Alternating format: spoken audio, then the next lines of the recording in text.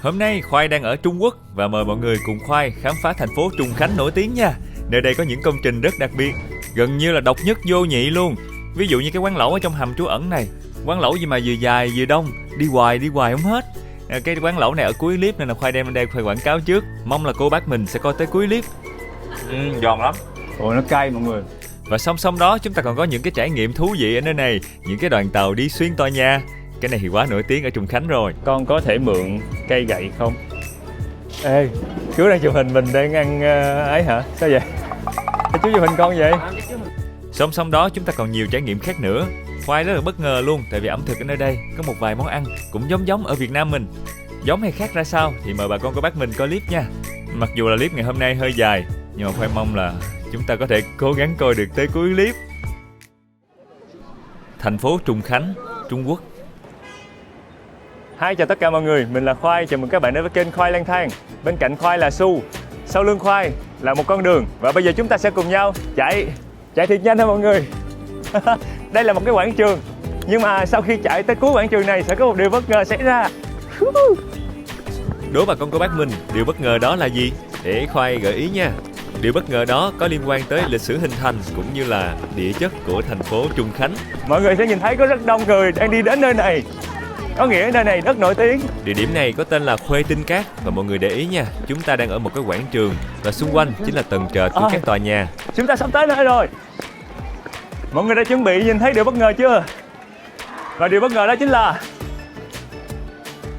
chúng ta đang đứng ở trên sân thượng một tòa nhà. Và tầng trệt của tòa nhà này lại là tầng 22 của tòa nhà kia. Wow. Và đó chính là điều làm nên sự đặc biệt của Trùng Khánh. Thành phố được mệnh danh là thành phố 8D. Khu quảng trường mênh mông, tưởng chừng ở trên mặt đất, lại là sân thượng của một cái tòa nhà cao 22 tầng. Và ở nơi đây cũng có những cây cầu nối qua những cái tòa nhà chung cư khác. Đây chính là một trong những cái loại kiến trúc rất phổ biến ở Trùng Khánh, bởi vì địa hình rất dốc nên là người ta xây nhà men theo những cái vách núi. Và chắc chắn trong tập này chúng ta sẽ cùng nhau đi khám phá một Trùng Khánh rất đặc biệt như vậy. Và đây chính là một cái đoạn phim quay từ trên cao, chúng ta có thể nhìn thấy được rõ ràng hơn cái địa hình ở nơi đây. Để Khoai zoom vô thêm nha. Cái đỉnh của một cái tòa chung cư màu vàng này nó còn thấp hơn rất nhiều so với cái mặt đường của cái cầu Đông Thủy Môn màu đỏ bên cạnh. Và nếu việc kết nối giữa các tòa nhà này chỉ bằng đường bộ với mặt đất thì sẽ rất khó khăn, tại vì nó chênh lệch độ cao mà. Nên người ta sẽ nghĩ ra những cái cách đi lại giống như là làm những cái cầu trên không để mà nối hai tòa nhà chung cư khác nhau với nhau. Hoặc đơn giản làm một cây cầu để mà nối tầng 13 của tòa nhà này ra một cái con đường khác ở xa xa. Thay vì là mình phải đi một cái đường vòng mất 10-15 phút, giờ mình đi cây cầu đó mất vài phút thôi. Đường xá, đường phố ở đây rất phức tạp vì địa hình của nó phân cắt theo chiều cao mọi người. Cho nên là đôi khi cái tòa nhà này nó vừa có mặt tiền ở tầng trệt mà nó vừa kết nối một cái đường chính nào đó ở tầng 20, ở tầng 24 chẳng hạn. Nói đúng hơn để mà dễ hình dung về địa hình ở Trùng Khánh đó mọi người, nó sẽ giống như là mấy cái thành phố mà núi ở Việt Nam mình như Đà Lạt hay Sapa vậy đó. Nhưng mà cái chia cắt về độ cao ở đây nó còn mạnh mẽ hơn nữa. Ví dụ từ bên đây mà Khoai muốn qua cái đường phía bên kia, thông thường mình chỉ đi bộ qua có 100 mét là tới. Nhưng không, vì nó chênh lệch độ cao quá nhiều nên là mình phải đi vòng tuốt ở đây rồi vòng lên. Nó theo cái đường cùi chỏ như vậy. Phải vòng lên mà nó nghiêng như vậy nè. Từ đây. Nên bây giờ có một cách để mà mình đi từ đây lên đây nhanh, đó là mình đi cầu thang bộ lên. Và đây là một cái đường đi thang bộ ở trong đó.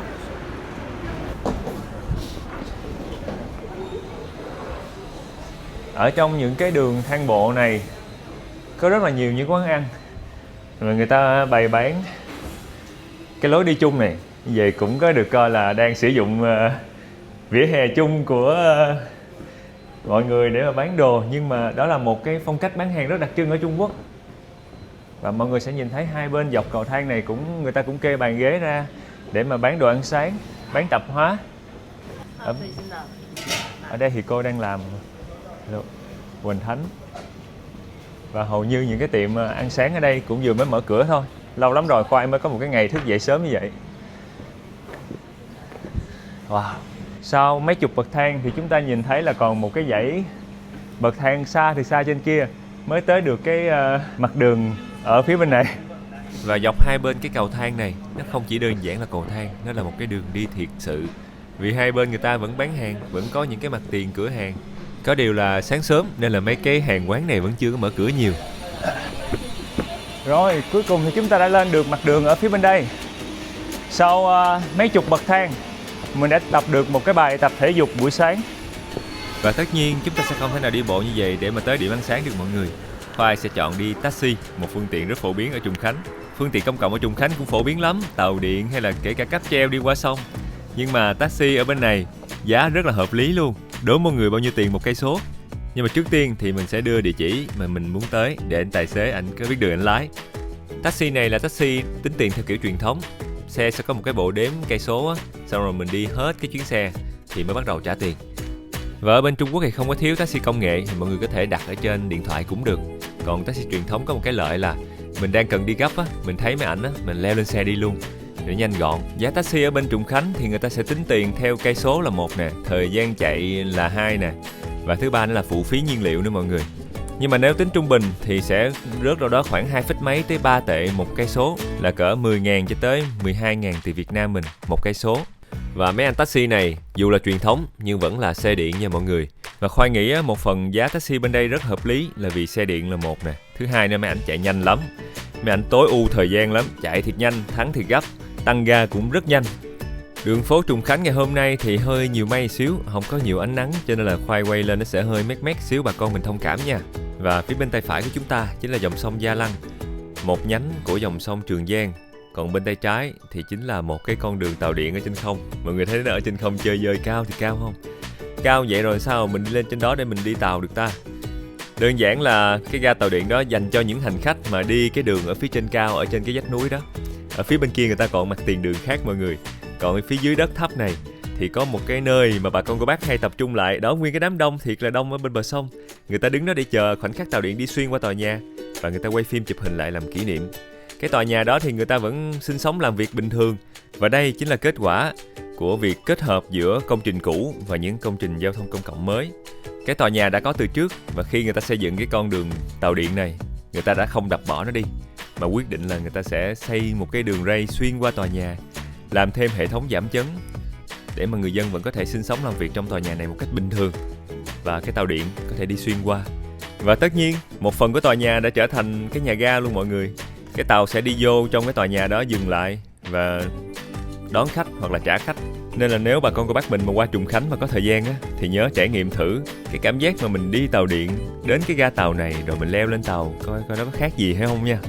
Khoai là hôm nay mình không có nhiều thời gian nên Khoai nghĩ là chắc là chúng ta sẽ bỏ qua địa điểm này. Giờ thì quay trở lại cái xe taxi của chúng ta. Trong xe taxi bên này thì thường sẽ có một cái mã QR. Tại vì hầu hết ở bên đây người ta không có xài tiền mặt, mình phải chuyển tiền bằng mã QR. Đưa tiền mặt nhiều khi người ta không có tiền thối cho mình luôn. Rồi, bây giờ là mình đã tới nơi. Tổng số tiền của Khoai là 21 tệ. 21 tệ thì mình chỉ cần cầm cái mã QR xe lá cây của ảnh lên. Rồi Khoai mở một cái ứng dụng của Việt Nam mình là Zalo Pay để mình trả tiền luôn. Mở ứng dụng xong, Khoai sẽ chọn quét mã QR. Rồi mình sẽ quét cái mã WeSing của ảnh. Mọi người để ý cái mã màu xanh lá cây WeSing này là một trong những cái mã mà dễ nhất khi mà mình quét bằng Zalo Pay. Ở bên Trung Quốc thì cũng có nhiều công ty cung cấp cái phương thức thanh toán bằng mã QR như vậy. Và người ta sẽ phân biệt nhau bằng cái màu của mọi người. Từ giờ cho tới cuối clip, mời mọi người đếm thử với Khoai là có bao nhiêu cái màu mã QR nha. Rồi sau khi mà quét xong thì chúng ta sẽ ra được cái số tiền Việt. Nhấn mã vân tay vô xác nhận là đã thanh toán thành công. Khoai vừa mới xuống taxi xong mọi người, hơi say xe một chút. Ở bên đây taxi người ta chạy kiểu xe điện á, người ta tăng tốc nhanh mà người ta dừng cũng nhanh nữa. Khoai đang đi kiếm đường lên. Đây cũng chính là cái đường đi lên ga tàu. Tại vì view của quán sẽ nhìn thấy được đoàn tàu đi qua trước mặt, nên là mình phải đi lên cao. Mọi người sẽ thấy đây là một cái địa hình rất là quen thuộc ở Trùng Khánh. Một bên có thể là vách đá và một bên là chung cư. Và những tòa chung cư này người ta sẽ xây nương vào trong vách đá này. Và thường sẽ rất là nhiều những cái đường đi, lối đi lên dốc giống vậy.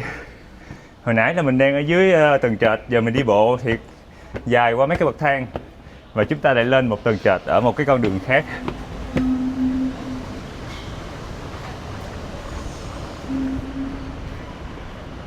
Ủa? Và cuối cùng thì Khoai cũng đã đối mặt với lạc đường ở Trùng Khánh mọi người. Địa điểm tọa độ trên bản đồ nó không có chính xác 100%.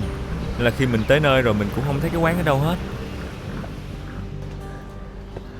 Không có một người nữa hết vậy. Và cách tốt nhất chính là hỏi người dân địa phương. Và Khoai hỏi cái chú này thì chú cũng nhìn một hồi, cái chú chỉ đi hướng đó đó con, đi thẳng hướng đó, rồi mình đi theo chú thôi. Dạ, xì xì. Cái quán mình ở đây trước mặt mình luôn. Xa tận chân trời, gần ngay trước mắt là đây. Coi chừng xe. Có một chiếc xe lam dễ thương quá vậy. Ồ, một cái tàu màu đỏ.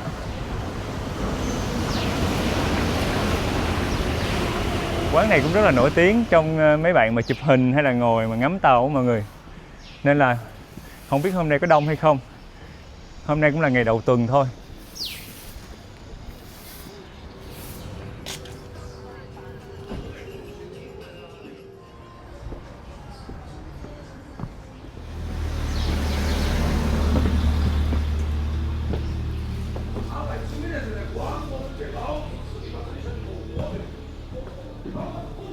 Hello. Yeah. Rồi. Cafe. Tea. Cha.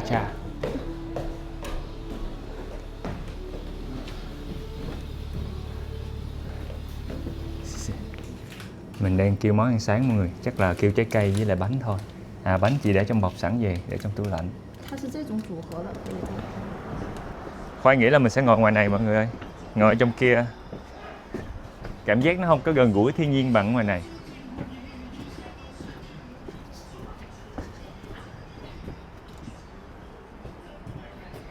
Chỗ này đi ha.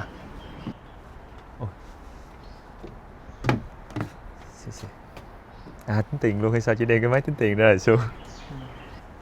Khúc này thì mọi người sẽ không nhìn thấy cái mã QR giống như lúc ở trên taxi nữa, mà chị có cầm theo một cái máy quét luôn. Nên là mình sẽ linh hoạt, mình sẽ lấy mã QR của mình cho chị quét. Cách lấy mã QR mình chỉ cần vô Zalo Pay, rồi mình chọn mã QR ở phía dưới, ở dưới màn hình này mọi người, nhấn vô, rồi mình nhấn chọn mã thanh toán. Đợi vài giây là cái mã QR của mình sẽ xuất hiện, rồi mình đưa cho chị quét. Vậy là xong. Thường á, thì Khoai thấy quét xong là nhiều chỗ 3-4 giây là đã nhận được thông báo rồi, nhưng mà cũng có chỗ chậm hơn chút, 7-8 giây. Dạ. Thank you. Xì xì. Giờ thì chúng ta sẽ cùng nhau ăn sáng thôi mọi người.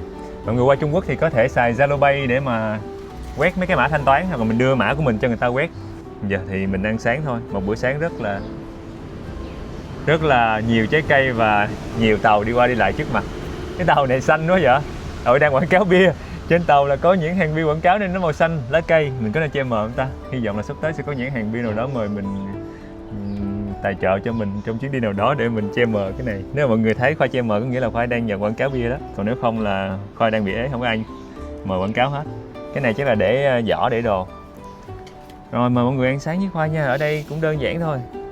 Ở bên đây người ta rất là thích ăn cà chua người ta ăn giống như một loại trái cây luôn. Rồi có thanh long ruột đỏ. Cái này giống như là táo, lê và cam. Cũng không có gì đặc biệt. Khoai sẽ ăn thử cái trái cà chua. Trời, mà cà chua để ăn sống ở bên đây là cà chua phải thiệt chín luôn, chín đỏ vậy nè. Sao bữa hổm mình ăn cà chua sống bên đây nó cũng chua ngọt ngọt, mà ở đây chua lè luôn mọi người. Nó chín đỏ thôi nhưng mà vẫn chua. Không sao, nhờ nó chua như vậy mình có thể ăn bánh. Hai cái này là ăn cặp, hai cái này là ăn cặp. Tự nhiên có cái bánh lẻ này hai anh em chia làm sao giờ đây. Nhìn giống bánh bía ha mọi người, chắc cắt làm hai đi, xong hai anh em mỗi người nữa. Này là chỉ bỏ lò vi sóng là cho nó ấm lại rồi. Ở trong sao không giống hình lắm ta? Ở trong mình như Khoai nhớ hồi nãy là người ta có trứng chải mà. Không sao. Có đậu đỏ nè. Vỏ ngoài thì giống bánh bía, chính giữa thì có nhân trứng. Hôm nào mọi người mà qua bên Trùng Khánh, mình có thể đi qua khu này, mình vừa ăn sáng xong mình ngắm tàu chạy qua chạy lại. Nhất là cái thời điểm mà Khoai đang đi thì thời tiết mát mẻ, cây xanh này nọ, rồi nghe tiếng chim hót. Ủa chim thiệt nghe. Tiếng chim thiệt hay là tiếng chim giả ta? Chim thiệt. Nghe cũng rất là yên bình luôn mọi người. Bắt đầu một buổi sáng rất là đặc biệt. Khoai nghe tiếng một đoàn tàu sắp tới. 5 4 3 2 1,5 1,4 1,3 1,2 1,19 1,18 1,17 1,16 1,15 1,14 1,13 1,11 1,119, 1,118, 1,117, 1,116, 1,115, 1,114, 1,113, 1,112, 1,1119, 1,1118. Sao lâu quá ta? Thôi nghĩ là hai cái dây tàu luôn thì chỉ khoảng 2-3 phút một chiếc, mà nãy giờ mình nghe cái tiếng ù ù của tàu rồi mà không thấy tàu chạy qua.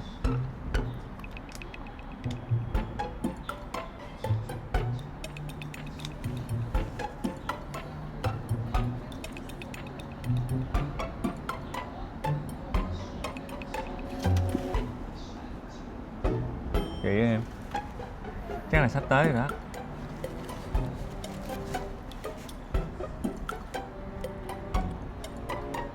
Thôi khỏi đi ăn luôn đi em ơi.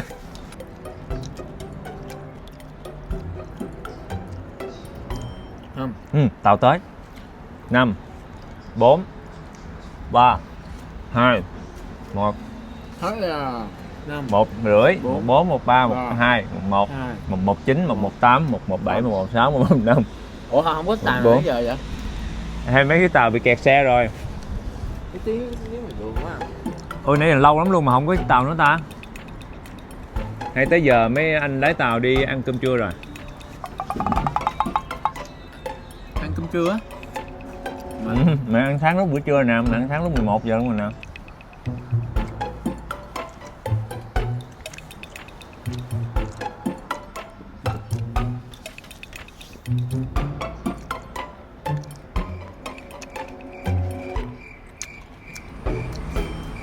Sắp tới à? Được không?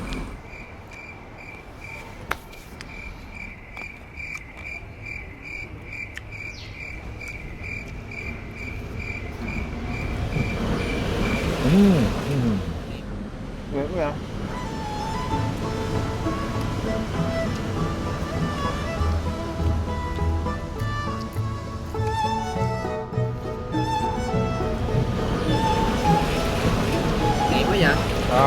Cũng quảng cáo luôn. Đó, ủa biết này màu khác, cái này là Biết là màu vàng.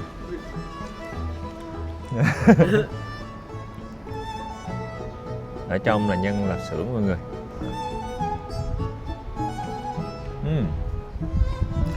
Lạp xưởng thiệt. Khoái cái bánh này tại vì nó kiểu ngọt ngọt mặn mặn. Tôi nghĩ là đáng lẽ hồi nãy mình phải kêu một cái bình trà, cái mình uống trà mình ăn bánh, ăn trái cây nó hợp hơn. Quên mất tiêu mọi người, nhưng mà không sao, chiều nay chúng ta sẽ cùng nhau uống trà bù. Tại trong kế hoạch của Khoai là Khoai có một cái quán trà rất là đẹp, và Khoai nghĩ là nó cũng gắn liền với một cái câu chuyện liên quan tới cái địa hình cũng như là lịch sử hình thành của Trùng Khánh. Rồi, miếng này bự quá. Ở gần đây có một cái quán bán một cái món truyền thống rất là nổi tiếng, nên là Khoai nghĩ là nhân tiện mình đi qua khu này mình ghé đó mình ăn luôn, coi như là ăn trưa cũng được hay là ăn sáng cũng được. Trời ơi, cái này chạy mà không thắng lại hả là dễ dễ đi luôn á. Ni hao. Xì xì. Dạ, xì xì. Ở trong đây Khoai thấy có hành lá, ngò, xong rồi đậu Hà Lan, cải chua. Chắc cái này để hồi mình trộn lên mình làm nước chấm cho cá. Menu thì mọi người sẽ nhìn thấy này. Món đặc sản của quán chính là cá tươi còn ngâm ở trong bể, và người ta sẽ làm sạch rồi người ta bỏ vô một cái nồi nước sôi thiệt sôi, giống như món lẩu cá kèo bên mình vậy mọi người. Làm ruột các kiểu rồi bỏ vô. Và bên đây mình có thể kèm thêm một cái món nướng nữa, có thể Khoai sẽ kêu thịt ba rọi.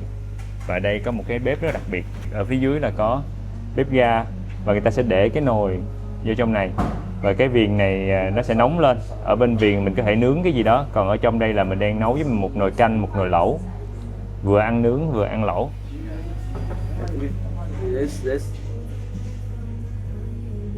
Yes. 要吃烤肉吗？ Yes. 要吃烤肉哈。 Bạn hỏi là Khoai có muốn ăn nướng không? This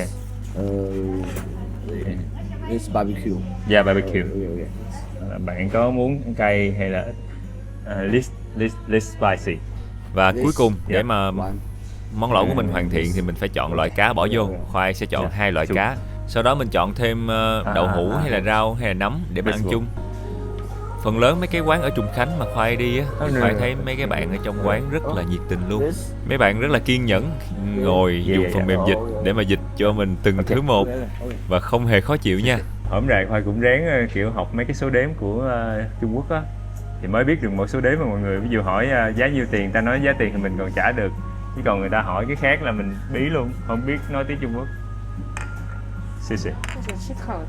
Nói chung là mấy cái gia vị mala mình có thể chấm cái cá của mình vô đây, tê tê cay cay, thơm thơm.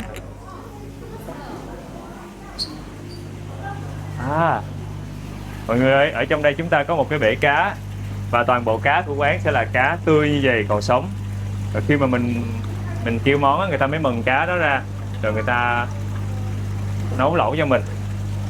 Điều tiên quyết của món ăn này là cá bắt buộc phải tươi, và thậm chí là nó còn phải nhúc nhích khi mà đổ vào trong lẩu.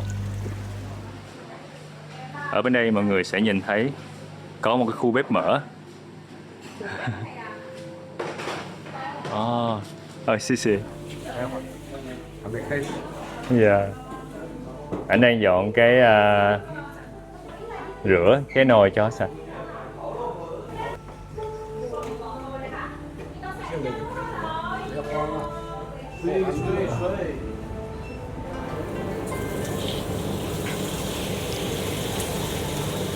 Thường thì Khoai nghĩ cái đó là mỡ bò mọi người. Mỡ bò người ta sẽ dùng để chế biến mấy cái món ăn của Trùng Khánh. Chú sẽ bỏ vô trong đây thêm tỏi nữa, phi cho thơm lên. Mỡ bò bắt đầu tan ra thì mọi người sẽ thấy nó trong lại. Chú sẽ bỏ vô trong đây thêm xuyên tiêu, mấy cái loại gia vị cay tê của lẩu mala, và hỗn hợp gừng, ớt ngâm chua, cải chua để xào lên.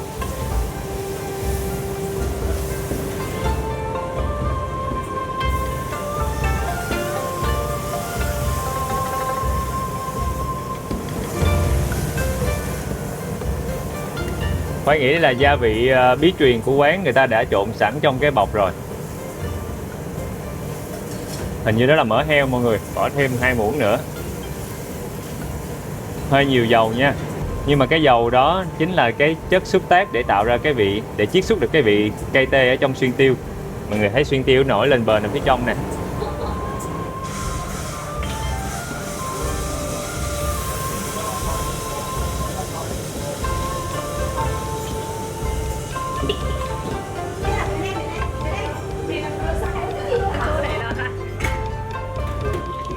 This.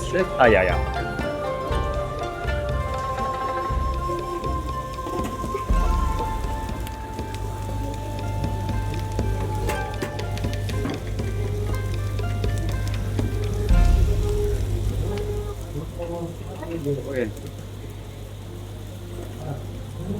Xì. Món này mọi người sẽ cảm giác gần giống như là lẩu cá kèo ở Việt Nam mình. Thì lẩu cá kèo ở miền Tây người ta cũng cá kèo bắt buộc phải còn sống và đổ vào trong nồi nước sôi. Thì ở đây cũng vậy, mấy con cá này người ta dù đã làm sạch mang nè, làm sạch ruột, nhưng mà vì cá tươi trong hồ vừa đem ra và làm sạch liền đó, nó vẫn còn nhúc nhích đó mọi người, nên khi đổ vào trong nước sôi thì mọi người sẽ thấy nó vẫn động đậy. Tất nhiên chắc là Khoai sẽ phải che mờ bớt hình ảnh này, tại vì thường trong kênh cũng sẽ có nhiều em nhỏ, hay là mình sẽ không có thoải mái với cái hình ảnh đó nên là Khoai sẽ che mờ. Có một cái đồng hồ cát, và đồng hồ cát này, sao cô không lật ngược lại cô? Để Khoai kể mọi người sơ sơ về lịch sử của món này nha. Món này xuất phát từ cái địa hình đặc biệt của khu vực Trùng Khánh. Tại vì ở đây là nơi giao nhau giữa hai con sông, sông Trường Giang và sông Gia Lăng. Trường Giang là con sông lớn nhất Trung Quốc, và Gia Lăng giống như là một cái con sông nhỏ hơn, một cái nhánh của Trường Giang đó mọi người, nó hợp lưu vô trong Trường Giang. Và Trùng Khánh nằm ngay giữa ngã ba sông này, cho nên là hồi xưa là giao thương buôn bán, cũng như là Trùng Khánh là một cái cửa ngõ để mà tàu thuyền tấp nập vô đây, rồi người ta mua bán gia vị, nguyên liệu, mọi thứ, để là nơi tiếp cận với cả vùng Tứ Xuyên rộng lớn. Và điều đặc biệt là khí hậu ở Trùng Khánh là ẩm ướt, tại vì xung quanh nó giống như một cái lòng chảo vậy đó, nó sẽ hay có sương mù, hay có mưa, và vào cái mùa lạnh thì rất là lạnh. Và những cái người mà mua bán trên sông đó giống như một cái chợ nổi, thì trên đó cũng sẽ có những cái ghe, những cái tàu, những cái cửa hàng bán đồ ăn cho những cái người mua bán trên sông đó. Thường những người đó rất là gấp, không có quá nhiều thời gian, nên nguyên tắc đầu tiên là làm món ăn cho những người đó là phải nhanh, phải ngon, phải tươi. Và đặc sản ở con sông này chính là cá sông.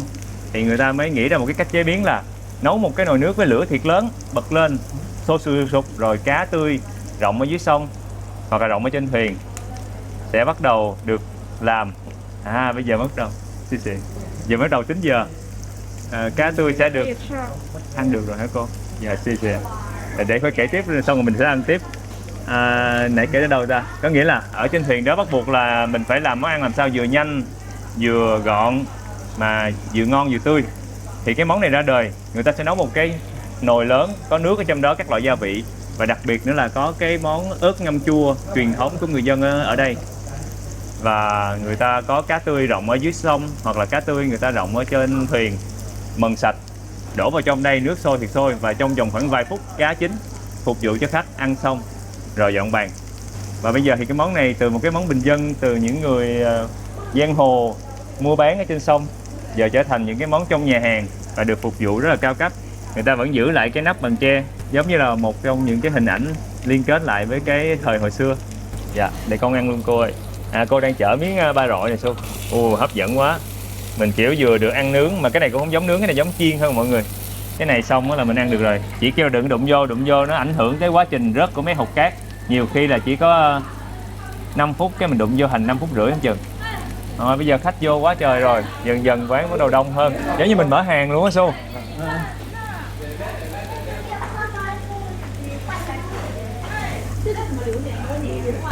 Này giống như là một loại bánh bắp thôi mọi người, thơm thơm mùi Bắc Mỹ, xong rồi có bột bên ngoài. Hết giờ rồi.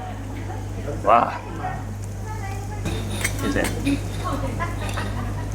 Cô sẽ múc một miếng nước này để chế vô trong cái gia vị của chúng ta.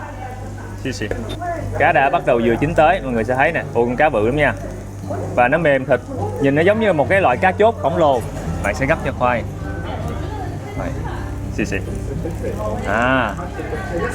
Hai con luôn. Rồi, hai loại cá. Cái loại này là mắc hơn và cái loại này thì rẻ hơn. Ở miền Tây cũng có một cái loại cá mà tới mùa nhiều lắm, nhưng mà nó nhỏ vậy nè, và thịt nó mềm tan trong miệng luôn. Và người dân ở miền Tây quê Khoai cũng hay nấu lẩu hay là kho tiêu ngon lắm. Và đó chính là cá chốt.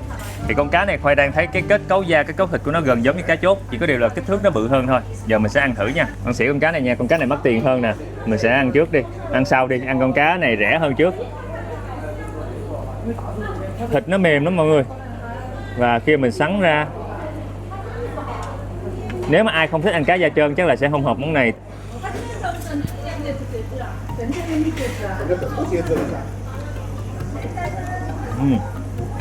Thịt nó mềm tan ở trong miệng và rất là tươi.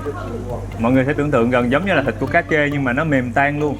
Cá trê của mình thì nó sẽ có thớ thịt và nó dai hơn. Và thịt cá này béo lắm. Cá chốt của miền Tây mình nó cũng béo giống như vậy, chỉ có điều là kích thước nó nhỏ quá. Con này thì mắc tiền hơn. Rồi mình gỡ ra.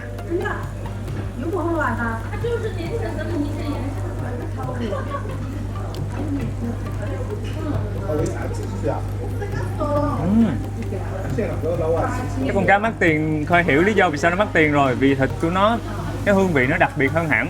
Mặc dù vẫn là cái kiểu mà mềm tan, nhưng mà nó có cái mùi thơm thoang thoảng, nó không có cái mùi cá đặc trưng. Đúng là tiền nào của nấy. Để mình kèm con cá rồi mình tuốt thịt nó ra mọi người. Rồi mình khều thịt nó ra. Nhưng mà có một điều mà Khoai phải công nhận là ăn cái món này á, là mình phải biết rỉa xương cá nha mọi người. Nếu mà không rỉa được xương cá thì rất là dễ bị mắc xương. Và mọi người cũng phải chịu khó nữa, mặc dù thịt cá rất là béo, thơm. Và một phần lẩu, Khoai kêu tới 2 loại cá nên là cũng nhiều lắm. Trong cái nồi đó coi chứ có tới 10 mấy, 20 con cá. Rồi.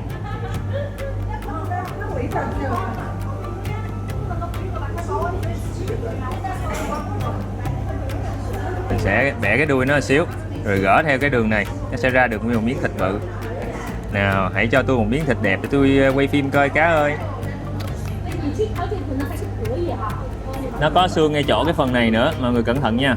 Cái này thì mình phải lựa xương. Khoai sẽ ráng lấy một miếng thịt đẹp để mà quay cho bà con cô bác mình coi chung với Khoai nha. Đó, miếng này đẹp nè. Tự nhiên cái cảm giác giống như là mình đang tưởng tượng lại cái khung cảnh của Trùng Khánh hồi xưa, khi mà những cái món ăn này vẫn được phục vụ ở trên thuyền hay là ở dọc bờ sông. Thế mình là một cái thương nhân, mình đang chèo tới đây, cái mình đi vô mình nói tiểu nhị hãy cho tôi một cái món canh cá súp cá Trùng Khánh.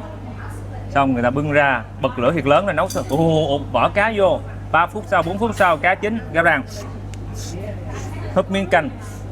Cay quá, ấm bụng rồi. Bây giờ ta có thể đi tiếp cái cuộc hành trình trên sông của ta. Rồi mình lại rời đi. 200. 200. Okay. Rồi, bây giờ chúng ta cùng nhau tính tiền, vẫn giống như cũ, không xài tiền mặt nhiều. Lấy cái điện thoại, mở Zalo Pay ra và quét, rồi mình nhập số tiền 200 tệ vô, bấm tiếp tục. Tổng số tiền cho bữa ăn ngày hôm nay của chúng ta đổi qua tiền Việt là 773.272 đồng. Và khi mà tính tiền á, sẽ trừ thẳng tiền Việt Nam trong ví Zalo Pay của mình luôn. Mọi người có thể nạp vô bằng tài khoản ngân hàng nè, hoặc là thẻ nội địa. Mình hỏi cả anh đã nhận được chưa? Ok, xin. Thank you so much. Giờ thì chúng ta sẽ cùng nhau về lại trung tâm thành phố Trùng Khánh và khám phá ở nơi đây.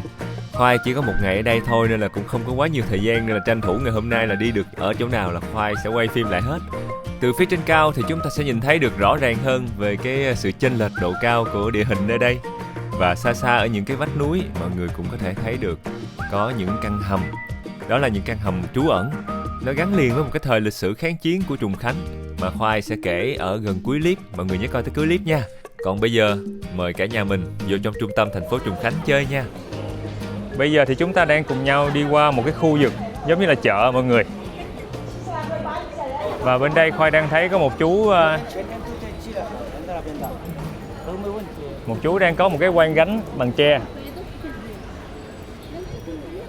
Cô đang bán củ kiệu. Mọi người sẽ thấy chú đó có một cái quan gánh bằng tre và có một cái sợi dây thừng. Đó chính là một trong những hình ảnh rất đặc trưng của cái công việc mà Khoai nói từ đầu á, là công việc bang, những người mà chuyên rinh đồ từ dưới bờ sông lên trên cái khu dân cư ở phía trên cao này. Và mình cũng đang bắt đầu đi xuống. Khoai đang đi xuống dưới thấp hơn.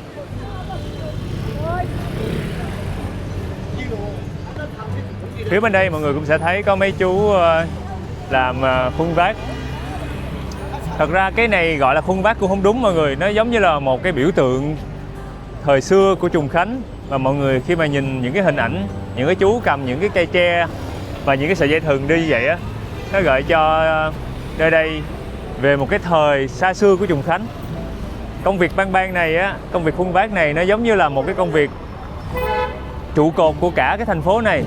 Với thời kỳ đỉnh cao là có tới 200 mấy ngàn, gần 300 ngàn người làm công việc này. Cho tới hiện tại bây giờ thì cái công việc đó đã không còn phổ biến nữa, vì đường xá dễ dàng rồi và người ta có nhiều phương tiện khác để mà rinh đồ nó rẻ hơn, nó tiện hơn, nó nhiều hơn so với là việc dùng sức người truyền thống bình thường.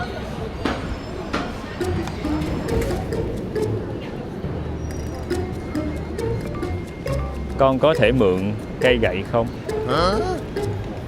Dạ. 我可以借用一下你的棍子吗？ Dạ,谢谢. Wow.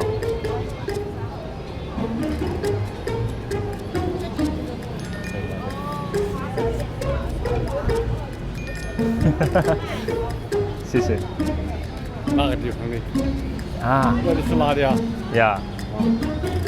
Xì xì. Rồi. Trời, nó cỡ quá. Và bây giờ chúng ta sẽ cùng nhau tới cái quán ăn sáng mà Khoai nghĩ là một trong những món ăn rất đặc trưng của Trùng Khánh. Thường mọi người tới Trùng Khánh sẽ nghe tới một cái món mì tên là tiểu diện. Tiểu diện có nghĩa là tô mì nhỏ mọi người. Và người ta sẽ bỏ rất là nhiều những cái dầu, những dầu ớt cay, gia vị tơi cay trong đó. Nhưng mà ngày hôm nay chắc là mình sẽ ăn một cái phiên bản nâng cấp hơn so với cái mì tiểu diện đó. Chính là một cái món tên là Uyển Tạp Diện. Uyển Tạp Diện có nghĩa là một cái tô mì nó có đậu Hà Lan trong đó, có thịt bằm nấu với tương trong đó. Mình sẽ cùng nhau đi vô quán mì bên kia. Một cái bảng hiệu màu vàng rất là nổi bật. Ngã tư này thì không có đèn xanh đèn đỏ, mình cứ đi bộ qua thôi. Khoai thấy ở đây có khoảng vài cô chú đang đứng xếp hàng.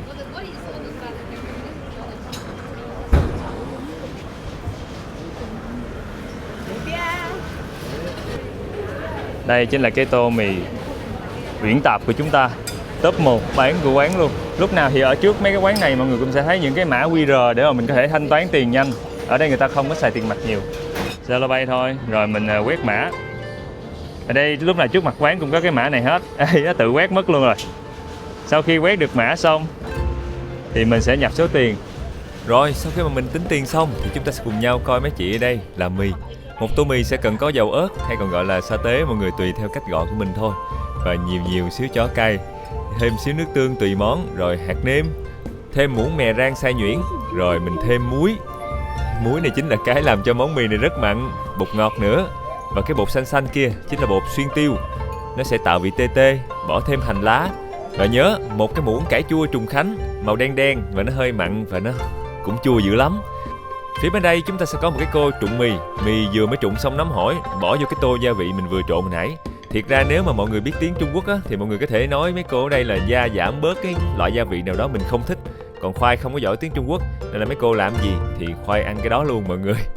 Rau trong cái món này ít lắm, có 2 cái cọng lá này là lá của cái cây rau tiếng vua á, người ta cũng trụng sơ thêm bỏ lên trên thôi, thay cho cải thìa.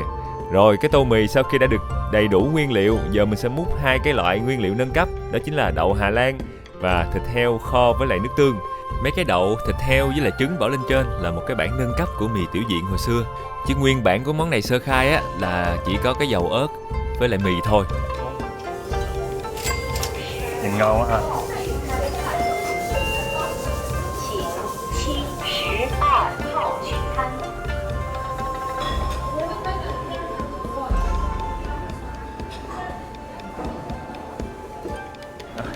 Vậy là cái tô mì Uyển Tạp của chúng ta đã được đem ra. Uyển Tạp là cái tiếng Hán mình đọc ra cho phiên âm cho dễ thôi mọi người.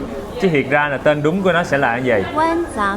Chữ Miên có nghĩa là mì, Uyển là tên của đậu Hà Lan, còn Tạp có nghĩa là cái loại thịt heo, thịt ba rọi heo bằm nhuyễn ra xào với tương. Ê, cái tô của Khoai hơi mẻ một xíu, 1 chỗ mẻ, 2 chỗ mẻ. Và tiêu chuẩn của một cái tô mì Uyển Tạp là đậu Hà Lan này phải mềm và mịn để Khoai khi mình lấy đũa mình bóp vô thì nó sẽ nhuyễn ra. Giờ mình sẽ trộn đều lên, trộn nhanh chứ không nó bị dính. Phía dưới nè mọi người, rất là nóng nha, và cái sợi mì cũng bự. Ở phía dưới thì có sẵn rau cải đã được trụng và nó đang bốc khói rất là nhiều. Khoai sẽ trộn tô của Khoai và trộn tô của Su luôn. Tại lỡ kêu hai anh em mà giờ Su kẹt quay cho Khoai nên Khoai để hồi sợ cái tô của Su nó bị ấy mất. Bây giờ là mới để có 1 phút thôi mà mọi người thấy là mì nó bắt đầu dính dính rồi nè. Rồi mình trộn lên đó, cái mùi của xuyên tiêu rất là thơm. Mấy cái gia vị mala, mấy gia vị mala mà mọi người hang lẩu đó, xuyên tiêu và ớt, nó thơm nồng lên luôn. Mala có nghĩa là tê cay mọi người. La là cây, còn ma là tê. Tê đến từ xuyên tiêu và cây tới từ ớt. Ớt thì bao gồm cả ớt khô lẫn ớt tươi. Rồi Khoai trộn xong tô của Su rồi, gia tăng thêm độ cay, chúng ta thêm một xíu sa tế. Đây là một cái phiên bản nâng cấp của mì Tiểu Diện mọi người. Thật ra Khoai nói mì Tiểu Diện là để cho dễ nói thôi, chứ chữ diện nó đã có nghĩa là mì rồi.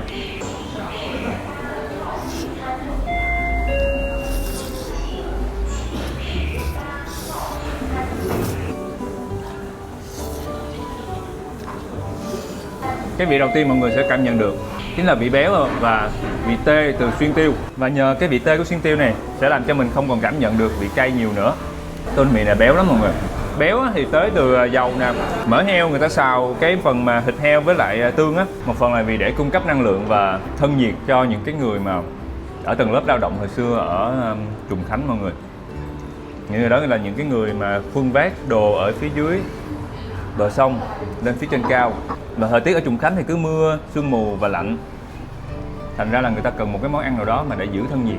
Và đó là lý do mà người ta lấy mì trộn với lại gia vị mala, cây nóng đặc trưng để mà ăn cho mỗi cái bữa sáng. Dính đó ha.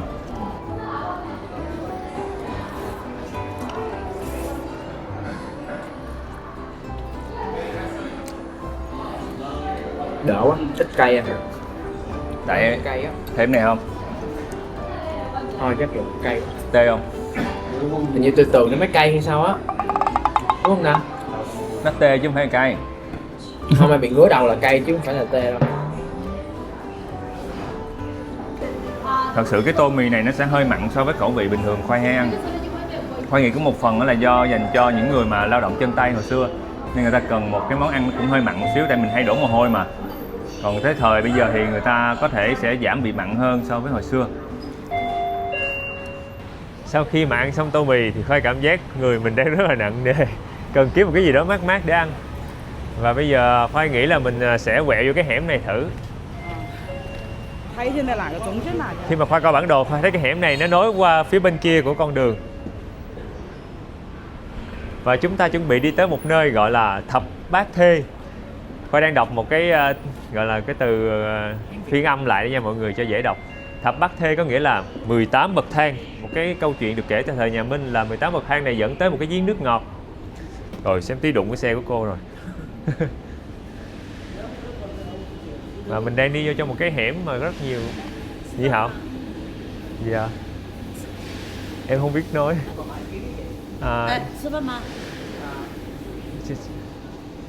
Xì xì. Xì xì. Mấy cô ở đây dễ thương. Chắc là mấy cô hỏi Khoai là đi ăn hả? Ở trong đây chắc là có một cái nhà hàng nào đó.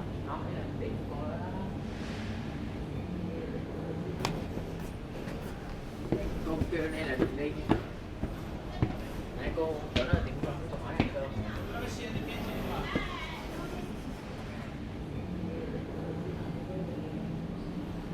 Khoai đang cảm giác hình như là Khoai bị lạc đường rồi mọi người. Sau khi mà Khoai đi vô một cái hẻm á, thì Khoai thấy là trong đây giống như một cái mê cung.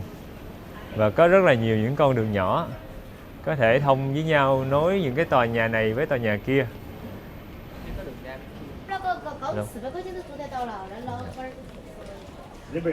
Ở đây Khoai đang nhìn thấy có một cái xe bán mấy cái loại đồ ngọt này mọi người. Ở đây có một loại thạch rất là nổi tiếng, đó là thạch băng phấn.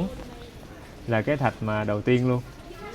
Mình có thể ăn cái này để cho nó thông giọng, hoặc là mình có thể ăn cao quy linh cũng được. Sau khi mà ăn cái món mì kia xong, Khoai cảm giác là trong cổ họng Khoai nó đang rất là dầu mỡ và cần ăn một cái gì đó mát mát. Một cái tiệm ăn cô đang chuẩn bị đồ ăn ở đây. Ở đây cũng có một cái xe bán thạch băng phấn nữa. Không biết phải nói đi học. Em ăn nào Su?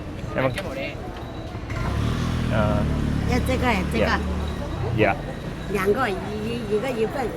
Dạ, gì. Ở đây là có cao quy linh. Trời, một chén bự lắm nha. Me, đậu phộng. Trời, nhiều topping quá vậy. Nho khô hả? Nho khô nữa. Đó. Thạch băng phấn ở đây. Cô có bỏ cục nước đá phía trong kìa, cho nên là nó lạnh sẵn. Đó, cục nước đá lỡ lên bền. Xong cô sẽ xài một cái muỗng có lỗ. Cô múc bằng cái muỗng có lỗ mọi người, cho nó chắc bớt cái nước ở trong cái thạch băng phấn đi. Rồi cũng bỏ thêm nước đường. Ngoài ăn với lại mè, đậu phộng với lại nho khô thì một cái loại mứt rất đặc biệt. Mọi người thấy mấy cái hột vuông vuông người ta múc lên không? Mấy cái hột đó chính là mứt của trái sơn tra.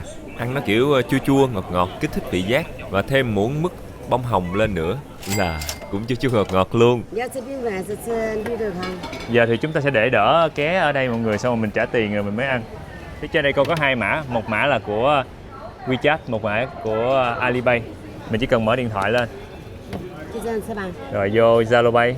Rồi Khoai sẽ quét cái mã màu xanh lá của WeSing nha mọi người. Xác thực vân tay. Rồi vậy là thành công. Hello. Thanh toán bằng Zalo Pay mọi người. Có một cái tiện hiện tại là sẽ không có phí chuyển đổi. Một nhân dân tệ là 3.844 Việt Nam đồng. Thì đây là một tỷ giá rất tốt so với là tỷ giá mà mình đi đổi tiền ở ngoài, hoặc là mình quét bằng những cái mã bằng những cái ứng dụng thanh toán khác của Trung Quốc mà mình dùng thẻ tín dụng mình quét. Giờ thì chúng ta sẽ ăn thử cái thạch băng phấn, nghe tên dễ thương á. Còn cái đây là cao quy linh của Su. Để qua đây đi.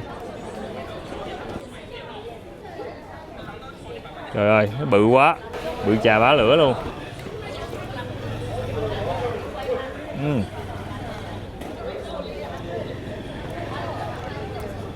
Thạch này sẽ gần giống như thạch Ayu mà mình hay ăn.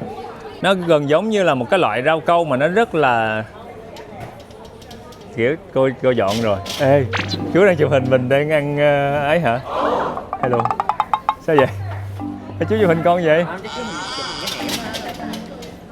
Nè, cô lấy xe ra để chú chụp. Cô đẩy lại rồi hả? Con tưởng đâu cô bị công an bắt. Nãy có quay cái cảnh cô đẩy vô lại không?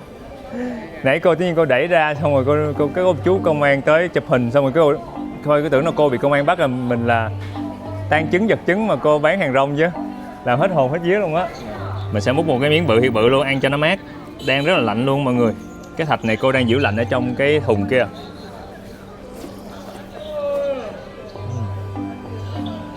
Nó tan ở trong miệng luôn. Và thạch thì nó sẽ hơi lạc lạc, nhưng mà cô có chan cái nước đường vô. Và cái cảm giác ăn thạch này cũng gần giống như thạch Ayu của mấy lần mà mình đi Đài Loan. Nó cũng gần giống như thạch rau câu, nhưng mà nó mềm hơn, nó tan hơn. Người ta kêu là ăn thạch băng phấn này thì sẽ mát nè, sẽ giúp cho mình đỡ bị cay nóng của cái cảm giác ăn cái tô mì lúc nãy hơn. Nên là sẵn đi ngang qua đây thì khoai mua của cô luôn. Mấy cái xe mà bán thạch băng phấn vậy á, cứ đi tầm vài trăm mét, cây số là thấy 1-2 xe hả. Nên là cũng nhiều lắm. Nhưng mà Khoai nghĩ nếu mà Khoai ăn đó nha, Khoai thích ăn cái thạch băng phấn không hơn là cái nhiều topping như vậy. Nhiều mấy cái bỏ vô trong á, đậu phộng rồi mè rồi cảm giác nó làm mất đi cái vị thanh nhẹ của thạch băng phấn này. Nghe cái tên thạch này dễ thương đó mọi người, thạch băng phấn. Thạch băng phấn á thì người ta là lấy từ cái hột của cái cây băng phấn người ta giò ra mọi người, không có phải nấu lên giống như là rau câu ra mà là giò nước lạnh. Nghĩa là thường người ta cũng sẽ có cái nước vôi á, cái phần nước trong của cái nước vôi, xong rồi người ta bỏ vô để hỗ trợ nó đông dễ hơn. Thì thường mọi người sẽ thấy mấy cái xe bán thạch băng phấn này sẽ gần mấy cái tiệm mì hay mấy cái tiệm mà bán đồ mà nhiều dầu nhiều cay á. Mấy cô hay đậu xe ở đây để mà bán, để khách hay mua cái này ăn chung với lại những cái món nóng, giống như là một món tráng miệng rất là phổ biến ở bên Trùng Khánh. Không chỉ Trùng Khánh không, mọi người đi Thành Đô, đi Tứ Xuyên thì mọi người cũng sẽ thấy người ta bán cái thạch băng phấn này rất là nhiều trên đường.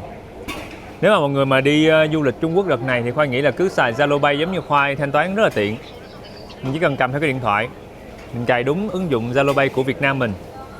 Tất nhiên là mọi người có thể sử dụng thêm một vài ứng dụng khác để mà mình trong một số trường hợp.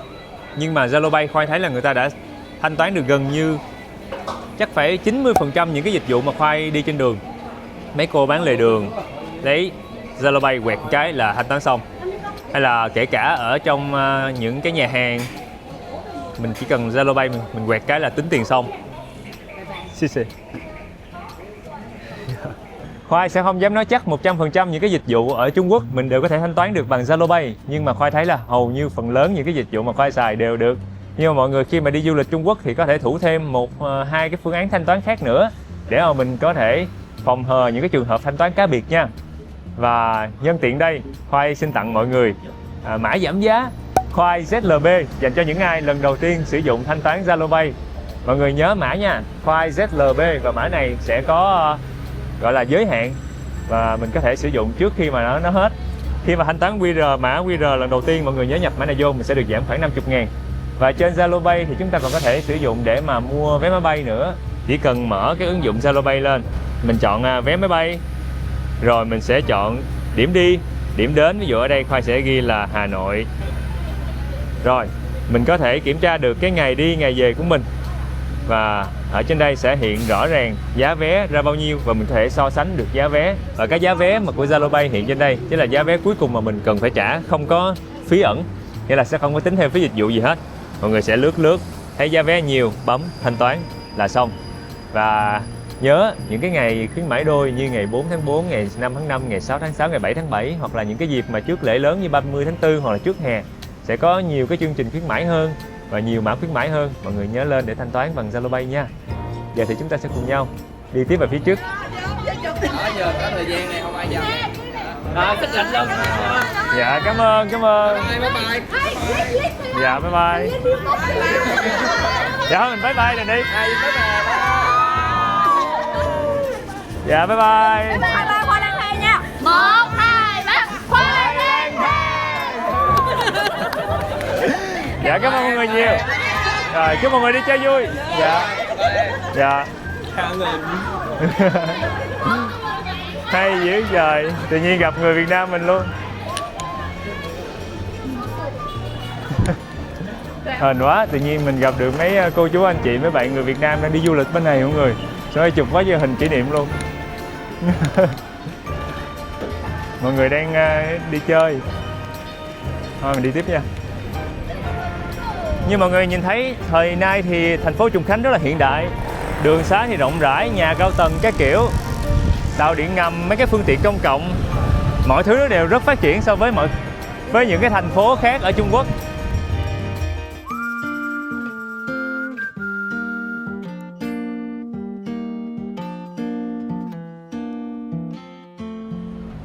Phía bên kia chính là Thập Bát Thê, một cái khu vực mà đông đông á mọi người. Mình sẽ từ trên đó mình đi bộ xuống dưới lòng sông luôn. Nó có những cái bậc thang mà mình có thể đi sát xuống dưới. Khoai sẽ đi qua đây để mình ngắm thử một cái cảnh nhỏ nhỏ ở khu vực này nha. Cả một cái khu phố cổ dưới thật sự không phải là phố cổ mọi người. Gọi là cái cách xây nhà theo kiểu truyền thống thôi. Chứ cái khu này người ta đã xây mới rồi. 你坐下，先没坐你坐，我也不记录嘞。他这喊给他喊了路嘞，也喊这一句。 Nhìn người ta xây cũng đẹp quá ha. Kiểu khu du lịch. Nhưng mà xây cái kiểu mái ngói truyền thống.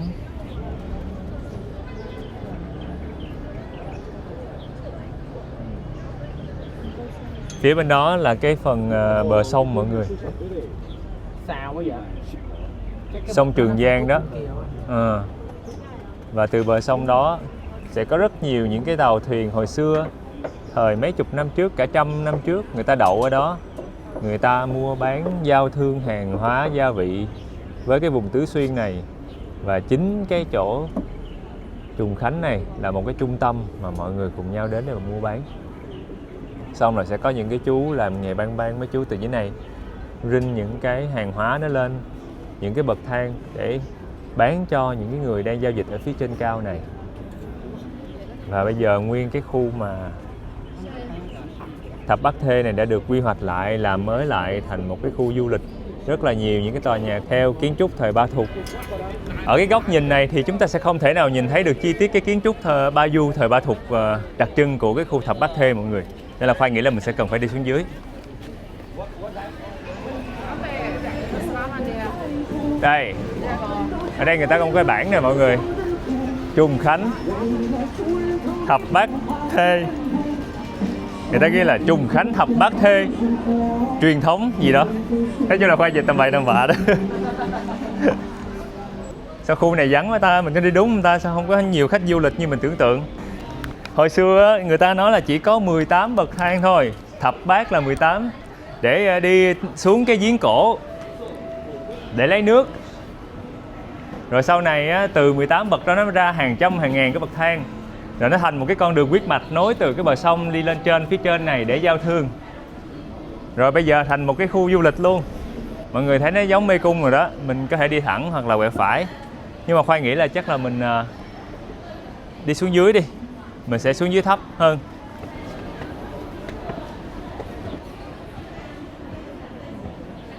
Và mọi người nhìn thấy ở đây cái kiến trúc này người ta đang bắt chước một cái loại, gọi là bắt chước cũng đúng, mô phỏng theo một cái kiến trúc của cái khu vực này. Là khi ở đây người ta có những cái vách đá dựng đứng hay là cái độ dốc quá cao, người ta sẽ xây nhà theo kiểu là cái nhà sẽ dính ở trong vách đá và nhô ra sau một cái cọc sẽ có những cái cột ở ngoài, thành kiểu một cái nhà nửa nhà sàn, bán sàn đó mọi người. Thì ở đây người ta đang dựng cái kiến trúc như vậy. Cái tường này giống như là cái vách đá nè, cái nhô cái nhà ra, cái có cây cột cắm xuống đất, tạo thành một cái nhà treo deo giữa một cái vách đá. Nhưng mà đây là vách tường gạch nha mọi người. Để Khoai sẽ kiếm một cái nhà người ta xây đúng theo cái kiểu đó để Khoai chia sẻ cho nó chính xác.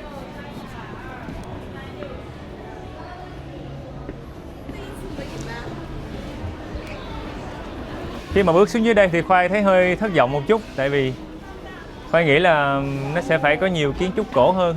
Còn đằng này là toàn là những kiến trúc phục dựng. Nhưng mà nó lại không phải là phục dựng nguyên bản nữa, mà là nó hơi biến tấu rồi. Nó hơi có cái gì đó du lịch hơn. Mọi người sẽ nhìn thấy chúng ta có nguyên một cái vách núi lớn, một cái tảng đá lớn. Và để cái nhà mà cố định được ở trong cái tảng đá này, người ta sẽ phải dựng một cái sàn, một cái hệ thống vì kèo, cột, dầm liên kết với bức tường đó và nhô ra ngoài, cộng thêm những cây cột mà cắm xuống dưới đất ở phía dưới sau này, nó tạo thành một cái kiến trúc giống như là một cái nhà sàn, bán nhà sàn, một nửa dính vô núi, một nửa thì lại chơi vơi ở bên ngoài. Và đó chính là cái kiến trúc rất là đặc trưng của khu vực này ở Trùng Khánh, ở Tứ Xuyên. Và cái này cũng là kiến trúc về du lịch người ta làm sau rồi. Cũng chưa có gì đặc biệt với Xu ơi. Và đây, cái địa điểm mà hồi nãy Khoai nhắc tới mọi người là cái giếng cổ. Thật ra là gọi là giếng cổ thôi, nhưng mà Khoai thấy người ta cũng đã xây dựng lại rồi để cho nó có không gian cho nó phù hợp với du lịch hơn.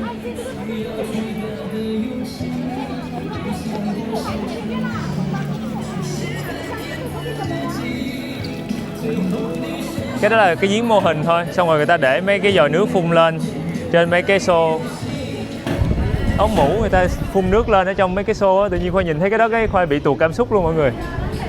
Thập bát thê, 18 bậc thang để dẫn tới một cái giếng nước ngọt. Và cái giếng này người ta rất là, thời hồi xưa người ta nói là đây là một nguồn nước quý. Chỉ có điều nhân tạo quá mức.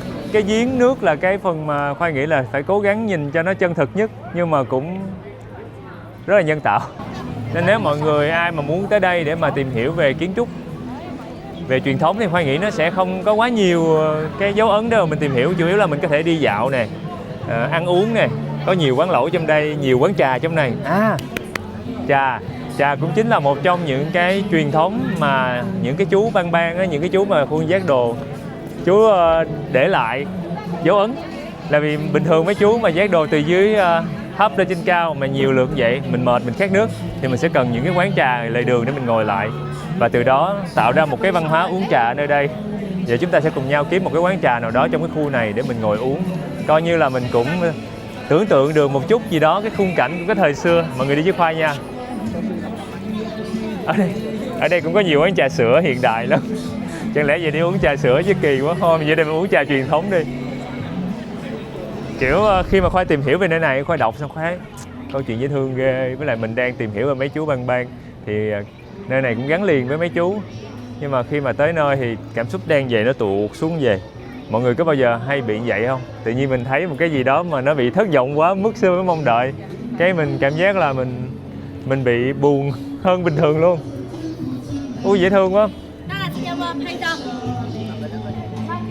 Ôi hả? Kể làm sao đâu.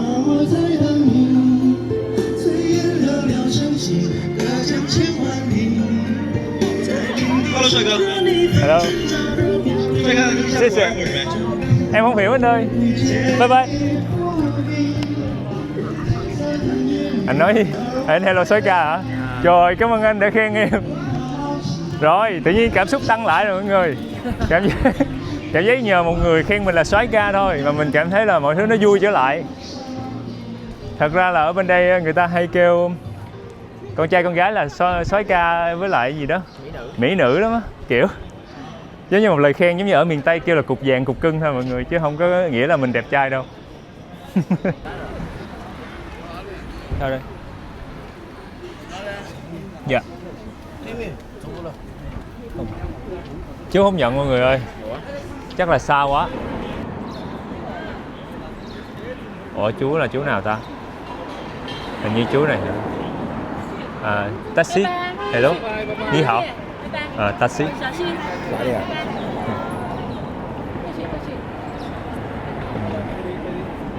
喝茶是吧？喝茶那种。Dạ, trà.喝Dạ,茶。 dạ, dạ. 在哪里喝啊？我看。 喝trà. Chị. 不该走太远。 Chú nói là tan ca rồi, chú không có đi xa được. Mấy xe này tới giờ phải trả xe. Hèn chi nãy chú kia cô không chịu lái. Dạ. 叫滴滴。 Chào Chi Chi. Dạ, Chi Chi. Xí xì. 滴滴不换班。 Dạ. 我 Xí 不 xì. 要换班，换班。 Dạ. Bye bye. Cái chỗ này, cái chỗ đậu taxi, lên xuống taxi cũng lạ mọi người. Người ta đậu ngay chỗ ngã ba luôn. Thường cái ngã ba này là cấm đậu xe. Mà nãy giờ Khoa thấy người ta cứ đến đây đậu. Thôi giờ chú taxi đậu ở đâu thì mình lên chỗ đó thôi mọi người. Nhập gia tùy tục thôi. Lên luôn được không ta?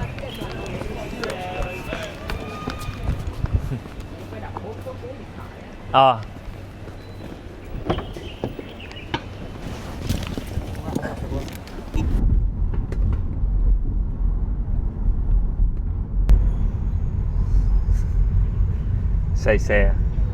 xe. Thì ra bình thường Su nó không say xe đâu mọi người, nhưng mà đi taxi mà xe điện ở bên Trung Quốc á là rất dễ say xe, tại vì mấy chú bên đây chạy nhanh lắm, chạy nhanh xong rồi tới chỗ thắng một cái kịch. Taxi ở bên này rẻ lắm mọi người, cỡ tầm 10 tệ cho tới 20 tệ cho một cái chuyến taxi 3-4 cho tới 6-7 cây số, là tương đương khoảng 40 cho tới 80 ngàn tiền Việt Nam mình. Một cây số nó rớt vô khoảng tầm 90 ngàn tiền Việt Nam mình cây số thôi mọi người. Thì nếu mà mình đi 2 người thì mình đi taxi là tính ra rất là rẻ. Còn mà đi một người thì mọi người có thể cân nhắc để đi phương tiện công cộng. Rồi mọi người thấy là mấy chú chạy xe hết hồn thiệt luôn á. Đi phương tiện công cộng thì rẻ hơn. Tàu điện thì cỡ tầm 2 tệ cho tới 3 tệ tùy chuyến dài chuyến ngắn. Nhưng mà ai mà say xe thì Khoai nghĩ là nên cân nhắc khi mà đi xe taxi bên đây nha, vì chú chạy rất là nhanh, thắng rất là gấp. Nên là như Su nè, dù Su là đi xe quen rồi nhưng mà Su vẫn say xe như thường. Đợt Khoai đi Trùng Khánh á, thì Khoai thấy là những cái khung giờ mà như là buổi trưa hoặc là chiều xế 5-6 giờ chiều thì cũng rất là hay kẹt xe. Giờ mình đang đi là cái giờ này cũng xế nè, nên là bà con cô bác á, đi làm về hướng này nhiều lắm. Thành ra là cái cầu nó cũng chạy chậm hơn mọi khi. Và cái cầu màu đỏ đặc trưng này tên là cầu Đông Thủy Môn. Đông là nằm ở phía đông, Thủy là trên mặt nước, còn Môn chỉ là cánh cổng phía đông ở trên mặt nước. Đi qua cây cầu này thêm khoảng chắc hơn 20 phút thôi, chúng ta sẽ tới một dãy núi tên là Nam Sơn mọi người. Dãy núi này có thể nhìn thẳng về thành phố Trùng Khánh, ban đêm đẹp lắm, mà ban ngày cũng đẹp luôn, tại nhiều cây xanh và có một vài con phố cổ ở đây. Mời mọi người cùng Khoai tới đây mình uống trà và ngắm thành phố nha. Ở bên Trùng Khánh khi mà mọi người đi xe thì nhìn ra đường á, nhiều khi mình đang thấy mình trên mặt đường, nhưng mà không phải trên mặt đường đâu. Ví dụ như Khoai đang đi cái đường này là đường trên không, nó đang cách mặt đường ở phía dưới tới mấy chục mét lận, tương đương với một cái nhà 6-7 tầng luôn. Và đường xá ở Trung Quốc nói chung cũng như là Trùng Khánh nói riêng thì nó sẽ có rất nhiều tầng, nên là khi đi bên này Khoai nghĩ là nếu mà mình chạy xe không quen á thì nhiều khi nhìn bản đồ mình chạy nó cũng sẽ hơi rối. Taxi rẻ nên là mình cứ mạnh dạn mình đặt taxi mình đi thôi mọi người. Đường lên núi Nam Sơn á thì mọi người sẽ nhìn thấy á, nó rất là nhiều cây xanh, và xung quanh Trùng Khánh nhiều dãy núi, có những dãy núi cắt ngang qua thành phố, nhưng mà phần lớn những dãy núi này đều được bảo tồn và giữ lại cái mảng xanh. Thành ra là nhìn núi non vậy chứ cũng gần thành phố lắm, cách có 20-30 phút đi xe nè.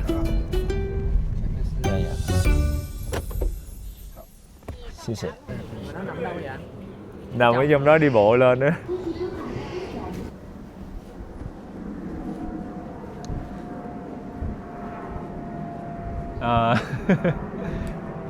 Khoai không chắc là chúng ta có thể tìm được chỗ uống trà ở trong khu rừng này hay không, nhưng mà cứ đi thôi mọi người.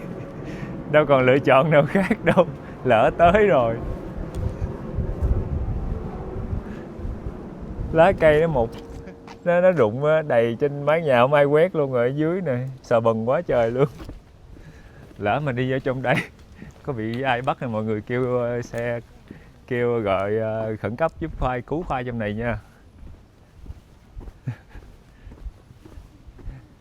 Nhưng mà cảm giác cũng dễ chịu lắm. Thật ra nhìn rừng rú vậy thôi chứ chỗ này cách thành phố có mấy cây số à, nó vẫn còn thuộc thành phố, khu vực thành phố. Tại vì thành phố Trùng Khánh mọi người sẽ tưởng tượng nó có mấy cái dãy núi đá cắt ngang như này, song song với nhau như vậy, thì thành phố nó sẽ từ trong tâm nó lan rộng tròn ra, và những cái quận, những cái khu vực của thành phố bị chia cắt nhau bởi những cái dãy núi cao và đứng. Rồi để đi qua được thì phải đi hầm xuyên qua núi hoặc là đi đèo qua. Và ở những cái dãy núi đó thì chúng ta có thể có rất là nhiều những cái quán ăn, những cái nhà hàng, những quán trà, view về trung tâm thành phố rất đẹp. Trời, người ta để nguyên cái máy bay chiến đấu trong đó luôn mọi người.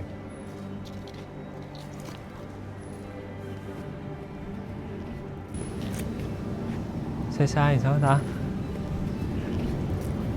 Thấy có quán cà phê kia còn sáng đèn kìa. Nhưng mà không phải quán đó em. Sai xuống dưới cái đường. Ừ.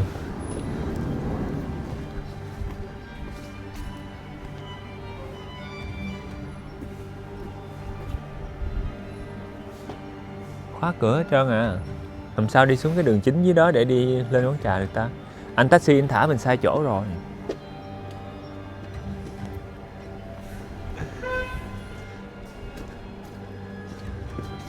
Gì vậy trời?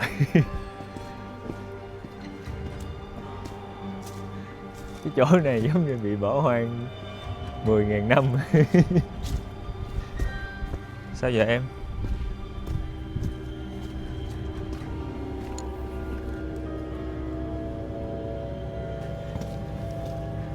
Sao giờ?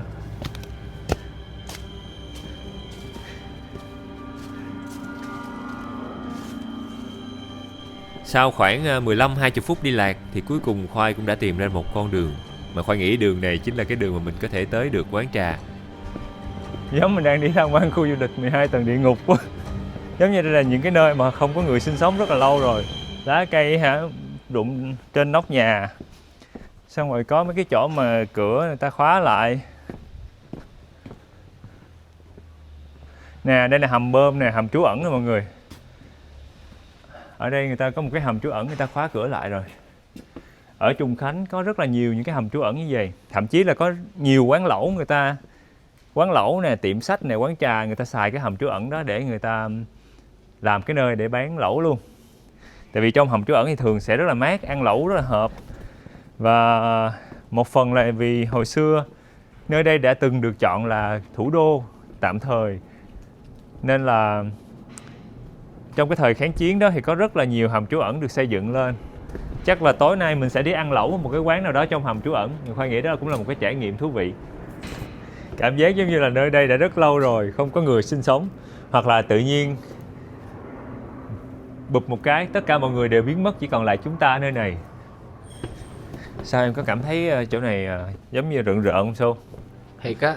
Cảm giác giống như là mình đang đi vô một cái thành phố ma vậy ha. Không có một người nào hết luôn. Mọi thứ vẫn còn đầy đủ, chỉ có là lá không ai quét, đường không ai đi, và nhà cửa thì không thấy ai ở.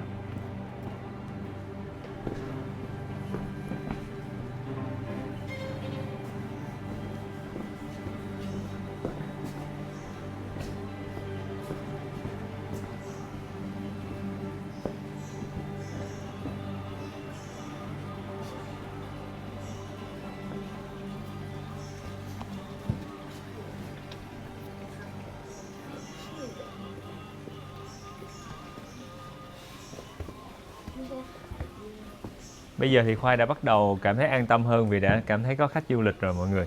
Không còn một mình nãy giờ nữa.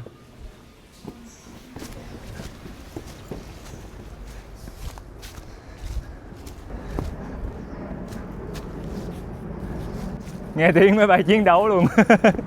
Nó ù trên đầu. Không biết mọi người có nghe được cái tiếng máy bay bay trên đầu không? Ủa? Hình như là phải đi đường kia mới được thôi. Đường này người ta rào lại rồi.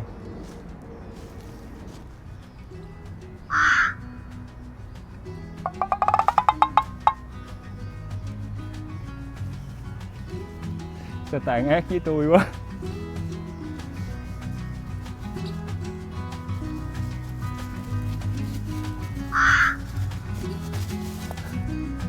Hay mình đi về luôn em. Cảm giác giống như là không có khách luôn, có khách một cái bàn duy nhất đằng kia. Vì Khoai đã đi lộn ra phía sau cửa sau của cái khu này, người ta rào lại mình không đi được, nên là Khoai quyết định là mình đi vòng ngược lên để mà mình đi ra cái đường chính.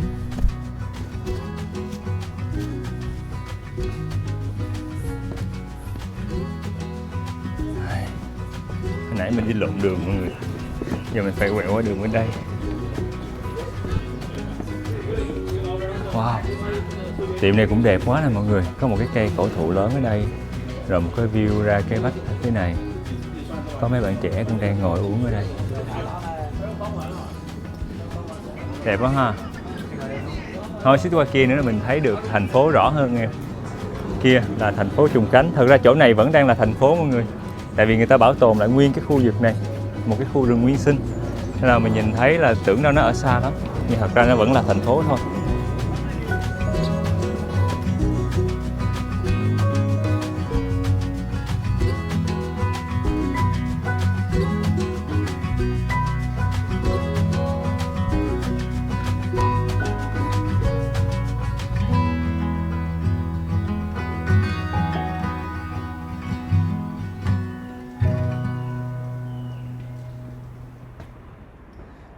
kiểu cảm giác của Khoai bây giờ là Khoai giống như là mình vừa mới trải nghiệm được đi khuân vác đồ mọi người, làm công việc của mấy chú ăn ban xong rồi đổ mồ hôi rồi mệt, thiệt mệt, xong rồi mình mới ngồi nghỉ uống trà thì nó sẽ ra được cái cảm giác của mấy chú lúc mà lao động hay là lúc làm việc.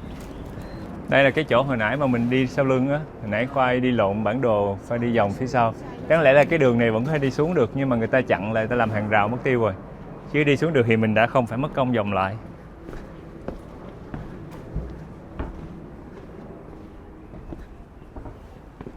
Khoai nghĩ là mình sẽ đi vô trong quán này luôn mọi người.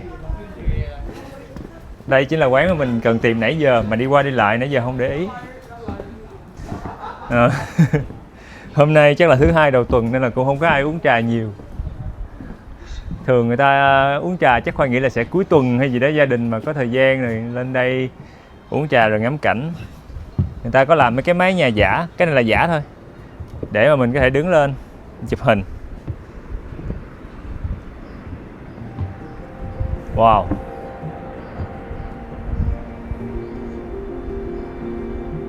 Cũng dễ chịu thiệt á, xung quanh mình là cây cối, xong rồi phía trước mặt mình là nguyên thành phố Trùng Khánh. Đây mọi người sẽ nhìn thấy nè. Lát nữa sẽ lên đèn đẹp hơn nữa. Trời ơi, cuối cùng thì mình cũng đã tới được tiệm trà rồi.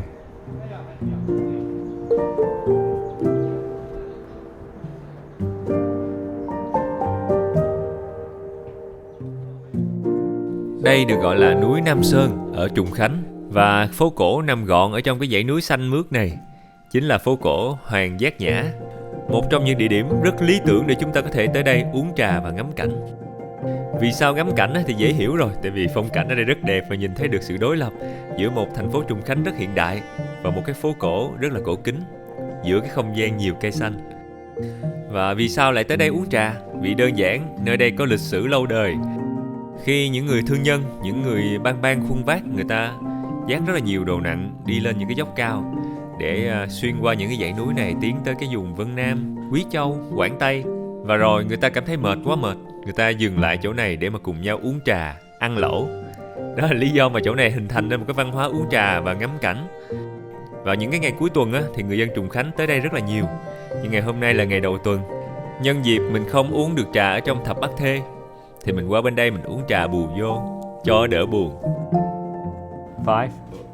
选样，就 five tier，race 重庆 Ok, 重庆本地茶 ok. ，sorry， Bạn hãy chọn cho tôi loại trà mà bạn thấy ngon nhất. 我讲么耶？ Maybe Chongqing trà. 本地重庆茶 Chongqing trà. 就要重庆茶 Yeah. 重庆茶。 Chongqing trà. ，OK，你们选一个位置，马上我给你们，我 follow me，我 I follow you， Yeah, yeah, yeah, yeah. 上茶。哎呀，我当时这个 Rồi, trải nghiệm thật là đặc biệt mọi người.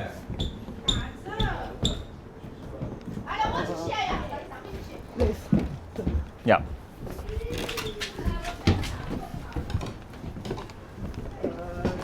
这个位置可以，这是人。 Bạn đang chuẩn bị mấy cái đồ ăn kèm trà mọi người. Chúng ta sẽ có 哎， hột hướng dương, cà chua, dễ thương quá vậy. 啊，麻烦。 Ở bên đây Khoai thấy có một cái khay này, có khoai lang, có bánh mì, có quýt, có mấy cái loại mứt nè, đậu phộng khô. Và bên kia là mọi người thấy là có một cái bình thủy. Người ta chế nước sôi vô trong đó 100 độ C luôn để một hồi pha trà. 你走开，你不要讲。这个还多不好意思的哈子。好。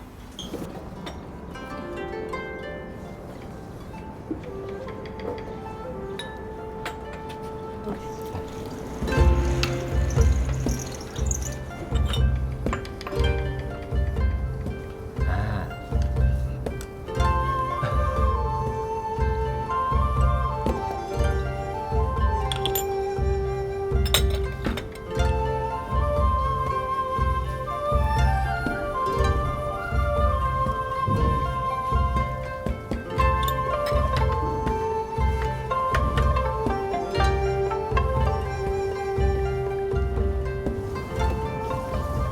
À, bạn sẽ rửa nguyên một cái khay trà luôn.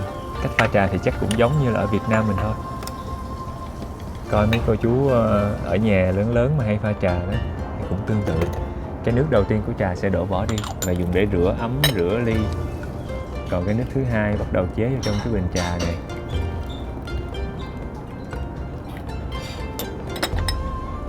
Rồi, nước thứ hai này sẽ là nước nhất. Chế vào 2 ly để cho mình uống. Xì xì. Trời, cảm giác rất quen thuộc luôn. Giống như là mình đang về quê xong rồi có về nhà của bà ngoại chẳng hạn, xong rồi cái ngồi uống trà với mấy cô chú trong nhà. Nhưng mà có một cái lạ lạ ở đây là ăn với cà chua mọi người. Chua chua ngọt ngọt. Xong uống ngụm trà.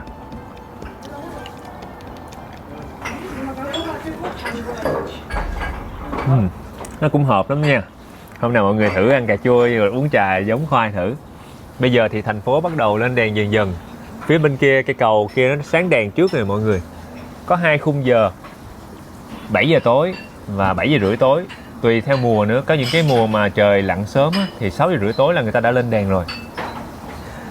Hôm bữa thì Khoai cũng đã đi dạo một vòng bờ sông và Khoai ngắm nhìn thành phố lúc lên đèn. Hôm nay mình hơi thay đổi không khí một chút, mình sẽ ngắm nhìn thành phố lên đèn ở cái vách núi cao cao này.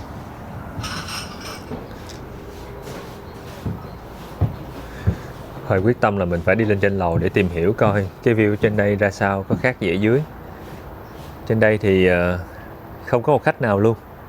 Người ta đã dọn dẹp rồi, mấy cái nệm nè người ta chất lên hết rồi. Chắc là ngưng phục vụ trên lầu. Tại vì ngày hôm nay đầu tuần thứ 2 cũng vắng khách quá.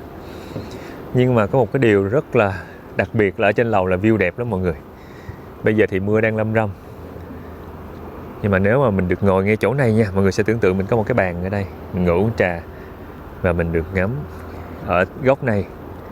Là từ view này mình có thể nhìn rõ hơn trung tâm thành phố Trùng Khánh ở đằng kia. Rất là nhiều những cái tòa nhà cao tầng, nhiều màu sắc. Và trải dài qua bên đây, qua bên đây, qua bên đây, qua bên đây, qua bên đây, qua bên đây. Thì ra cái này chắc là gọi là chỉ 1/4, 1/5 thành phố Trùng Khánh thôi mọi người. Tại vì cái chỗ này cái lõi trung tâm thôi. Thành phố Trùng Khánh còn rộng hơn nữa. Ví dụ ở phía sau lưng cái vách núi mà mình đang đứng nè, chỗ này là ngay vách núi mình nhìn về thành phố. Nhưng mà phía sau lưng vách núi đó vẫn là một cái khu rất là nhiều nhà cửa, nhiều nhà cao tầng san sát nhau và nhiều cư dân sinh sống. Chỉ có cái phần trên núi này thì người ta bắt đầu người ta bảo tồn và người ta không có cho phép xây dựng nhiều hay là can thiệp nhiều, ảnh hưởng tới cảnh quan thôi. Rồi bây giờ chúng ta sẽ cùng nhau đi ăn tối thôi mọi người. Xì xì. No, we don't have. Anh hỏi là có cần dù không? Yeah, we need. How much? 3号多少钱？6十。15 15. Lấy luôn đi ha. Yeah, ok. 15. 15 tệ là khoảng tầm 60.000 thì Việt Nam mình một cây. Các bạn bán giá cũng rất là dễ thương, hữu nghị. Tính tiền, bây giờ chuẩn bị tính tiền. Khoai sẽ bấm Zalo Pay. Rồi, quét. Và sử dụng. Yeah. Thank you. Xì xì. Bye bye. Bye bye. Rồi, đi nha. Bye bye. Xì xì. Ôi sao càng ngày càng tối vậy?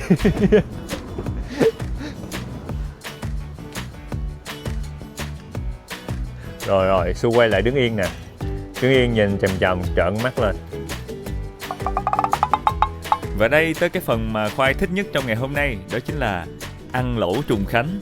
Ăn lẩu Trùng Khánh mà còn được ăn ngay cái thời tiết trời mưa lạnh lạnh về, trong một cái hầm trú ẩn. Chắc chắn là một trải nghiệm rất đặc biệt, mọi người đi với Khoai nha. thành phố Trùng Khánh có biệt danh là thành phố sương mù hay là thủ phủ của mưa mọi người. Tại vì từ tháng 10 cho tới tháng 4 năm sau là thường sẽ có rất nhiều sương mù xảy ra, và ngày hôm nay là một ngày mà mình được gặp sương mù lẫn mưa. Nhưng mà không sao, khi mà trời mưa thì sẽ rất là mát và chúng ta có thể ăn lẩu rất là ngon. Và tối nay mình sẽ ăn lẩu hầm trú ẩn. Hồi nãy đi cái tiệm trà làm cho Khoa có cảm hứng, mình sẽ ăn một cái quán lẩu ở trong cái hầm trú ẩn tránh bom đạn hồi xưa. Và Khoa mong là cái tiệm lẩu này sẽ khiến cho mọi người bất ngờ. Lẩu thì chắc chắn là lẩu Mà La rất là nổi tiếng của Trùng Khánh rồi. Mọi người đợi Khoa xíu nha.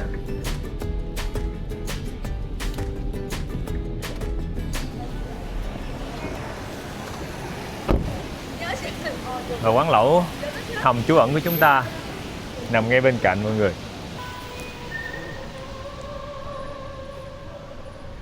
Rồi, mọi người thấy có mấy cái chiếc xe kiểu của quân đội hồi xưa người ta để trong này, rồi mấy cái hình ảnh thời kháng chiến nữa. Có cái xe đạp nữa này. Xe này là để được nhiều đồ để mà chở hàng hóa được luôn mọi người. Một trong những chiếc xe rất là tải trọng so với cái kích thước của nó.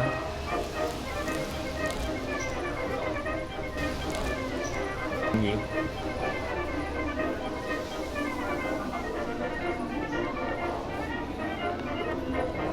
Sao không có ai ở đây ta?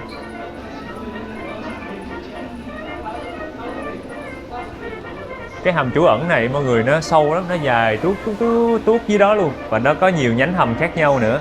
Cho nên nó khi mà đến đây ăn đó là thôi không biết sao nữa, nhưng mà mọi người hay nói là ở trong cái hầm trú ẩn này thì thường nó sẽ mát hơn bình thường, tại vì nó đi sâu vào trong núi. Cho nên là khi ăn lẩu ở đây á, nó sẽ đỡ đổ mồ hôi hơn.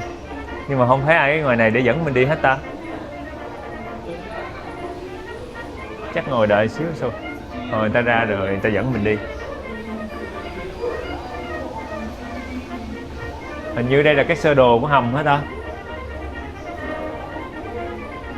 Nếu là như vậy thì mọi người sẽ nhìn thấy là có rất là nhiều nhánh. Là khi mà mình đi á, và những cái nhánh này người ta cũng tận dụng để làm cái nơi để mà ngồi ăn lẩu luôn.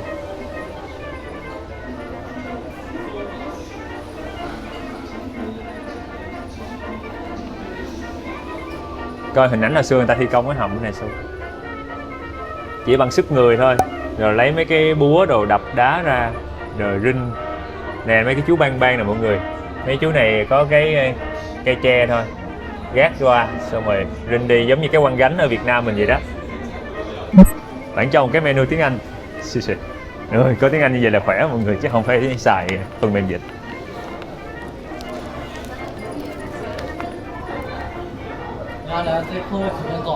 Dạ, Tôi nghĩ là mình sẽ ngồi sau phía trong cho hấp dẫn. Bên đây còn một nhánh hầm này. Cái này khác.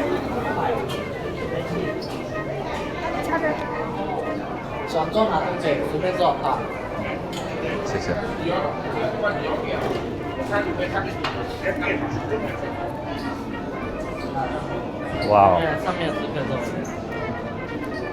Ngồi trong này hả Su? Dạ. Lẹn quay. Ngồi đây hả Su? Dạ. Cái này để dù hả ta? À, quên mua nước rồi. Hay giờ mình chạy ra mua nước được không ta?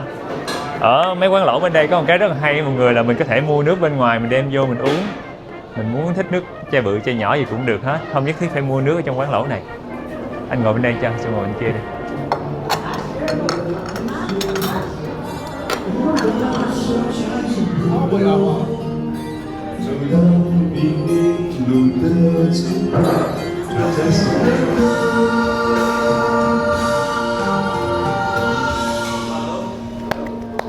Mình không mua gì cho anh. Không biết anh bán gì, không thấy anh bán gì hết. Anh chỉ hát vậy thôi hay sao?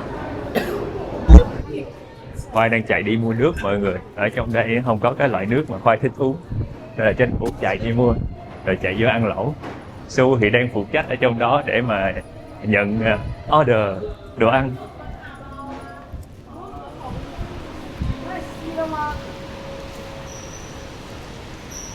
Kìa, khoai thấy có một tiệm tạp hóa bên đường.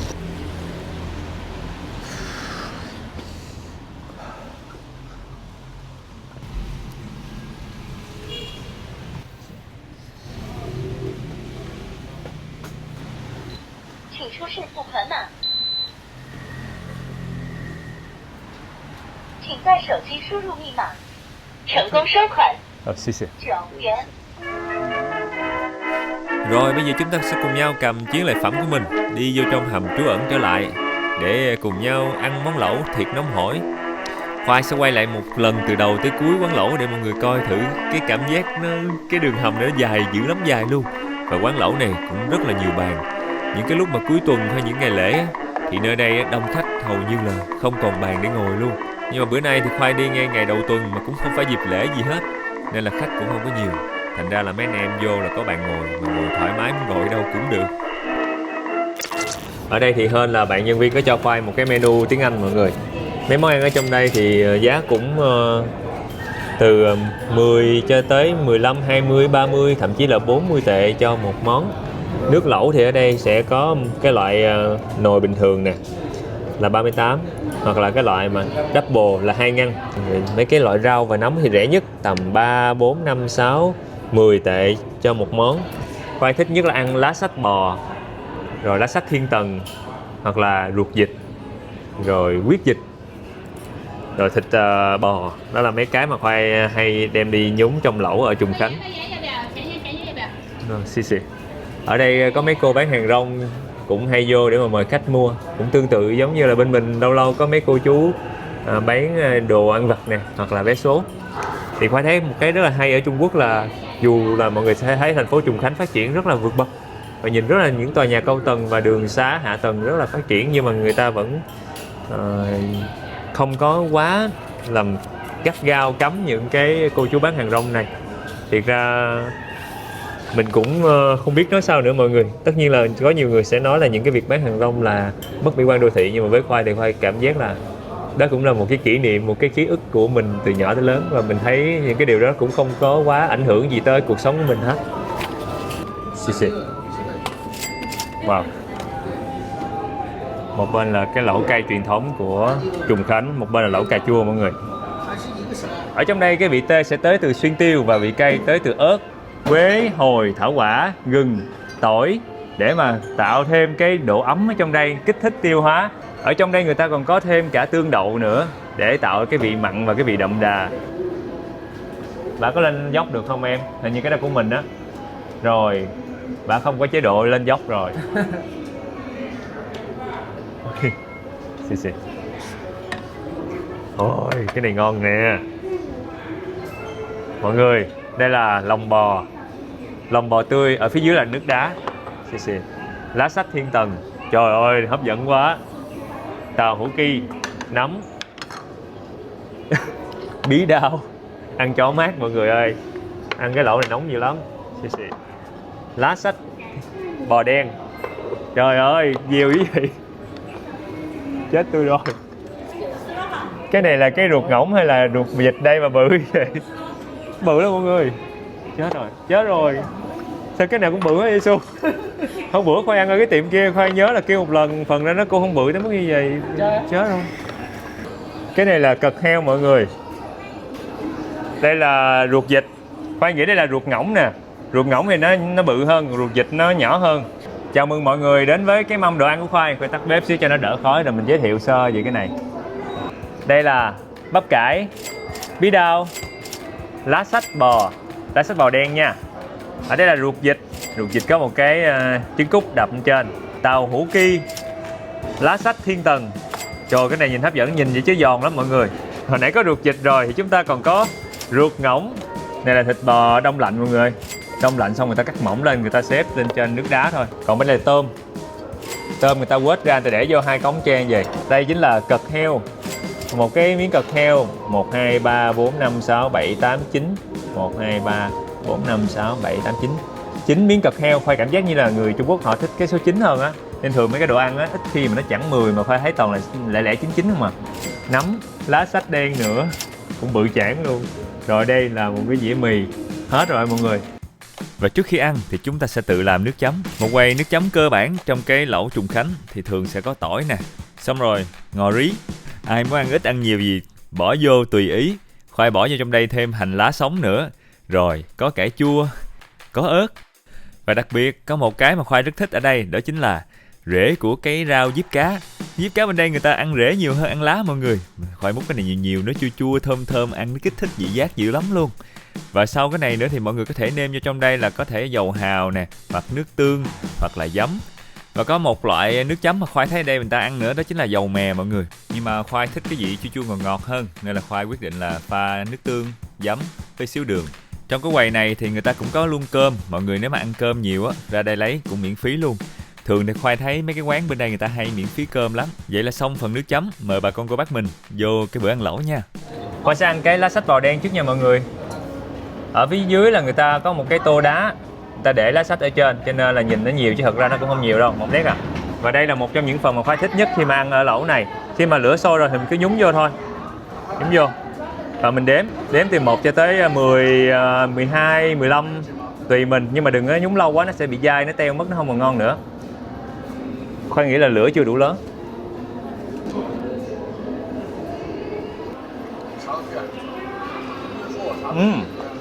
Giòn.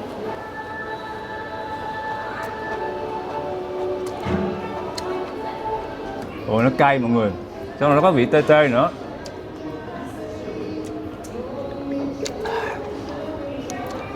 Hello bạn mèo, mình sẽ ăn cho mèo nhìn miệng này nha. Ngon lắm.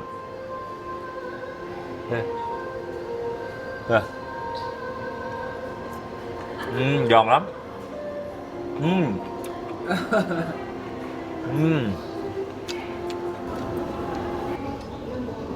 Miau.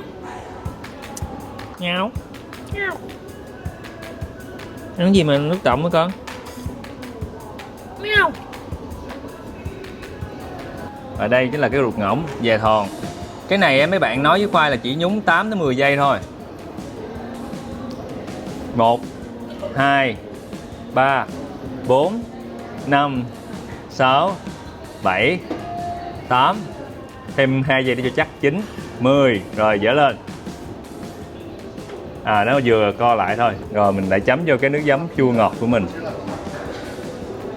Rồi mình ăn. Nước lẩu á, nó đậm đà, thơm các mùi gia vị. Khoai thích cái rễ mà diếp cá trong này ghê mọi người. Ăn vô nó tươi tươi mà nó chua chua thanh thanh, nó giúp cho cảm giác đỡ ngán hơn nhiều. Mình sẽ ăn thêm lá sách thiên tần. Đây là lá sách bò. Và cái này thì mình cũng chỉ nhúng khoảng 8 giây thôi.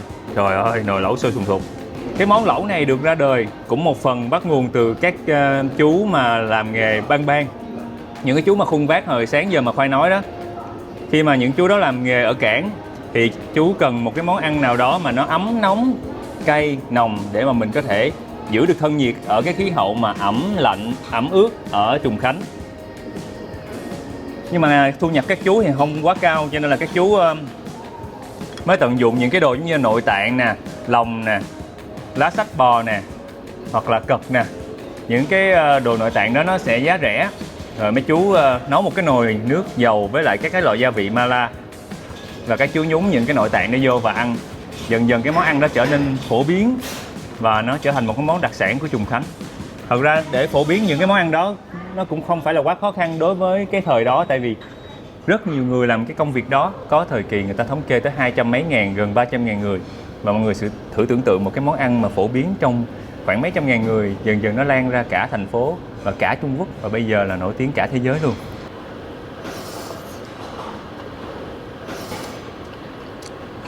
Giòn sần sật luôn.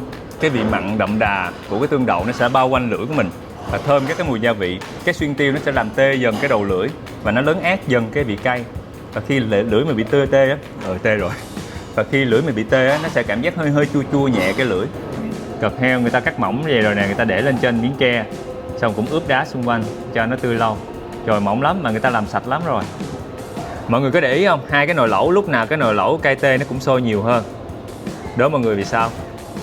Vì cái nồi lẩu cay tê này của mình nó lúc nào nó cũng sẽ có khoảng 60, 70, thậm chí 80% là mỡ bò. Trời, khói quá, khoai né qua đây.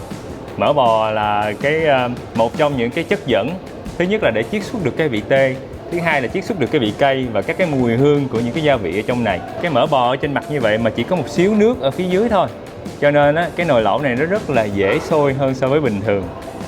Và cái phần lớp mỡ ở trên nó cũng giữ nhiệt tốt hơn. Hồi xưa mỡ bò rẻ hơn dầu ăn, cho nên đó là những cái người mà dân lao động người ta sẽ sử dụng mỡ bò trong cái việc nấu món lẩu này là vậy.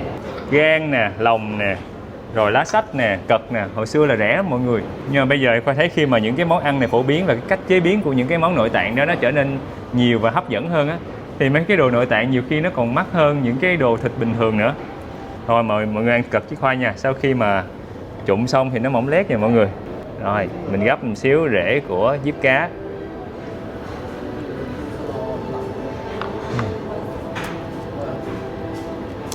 Cật rất là giòn, sần sật, nó sẽ có cái mùi cật đặc trưng, nhưng mà nó không hề bị khai.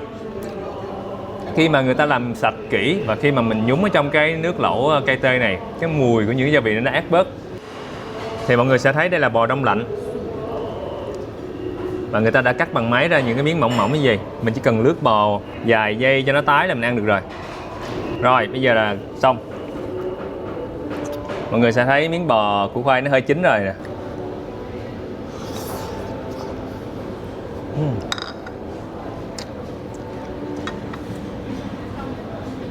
Sao mà dai quá ta?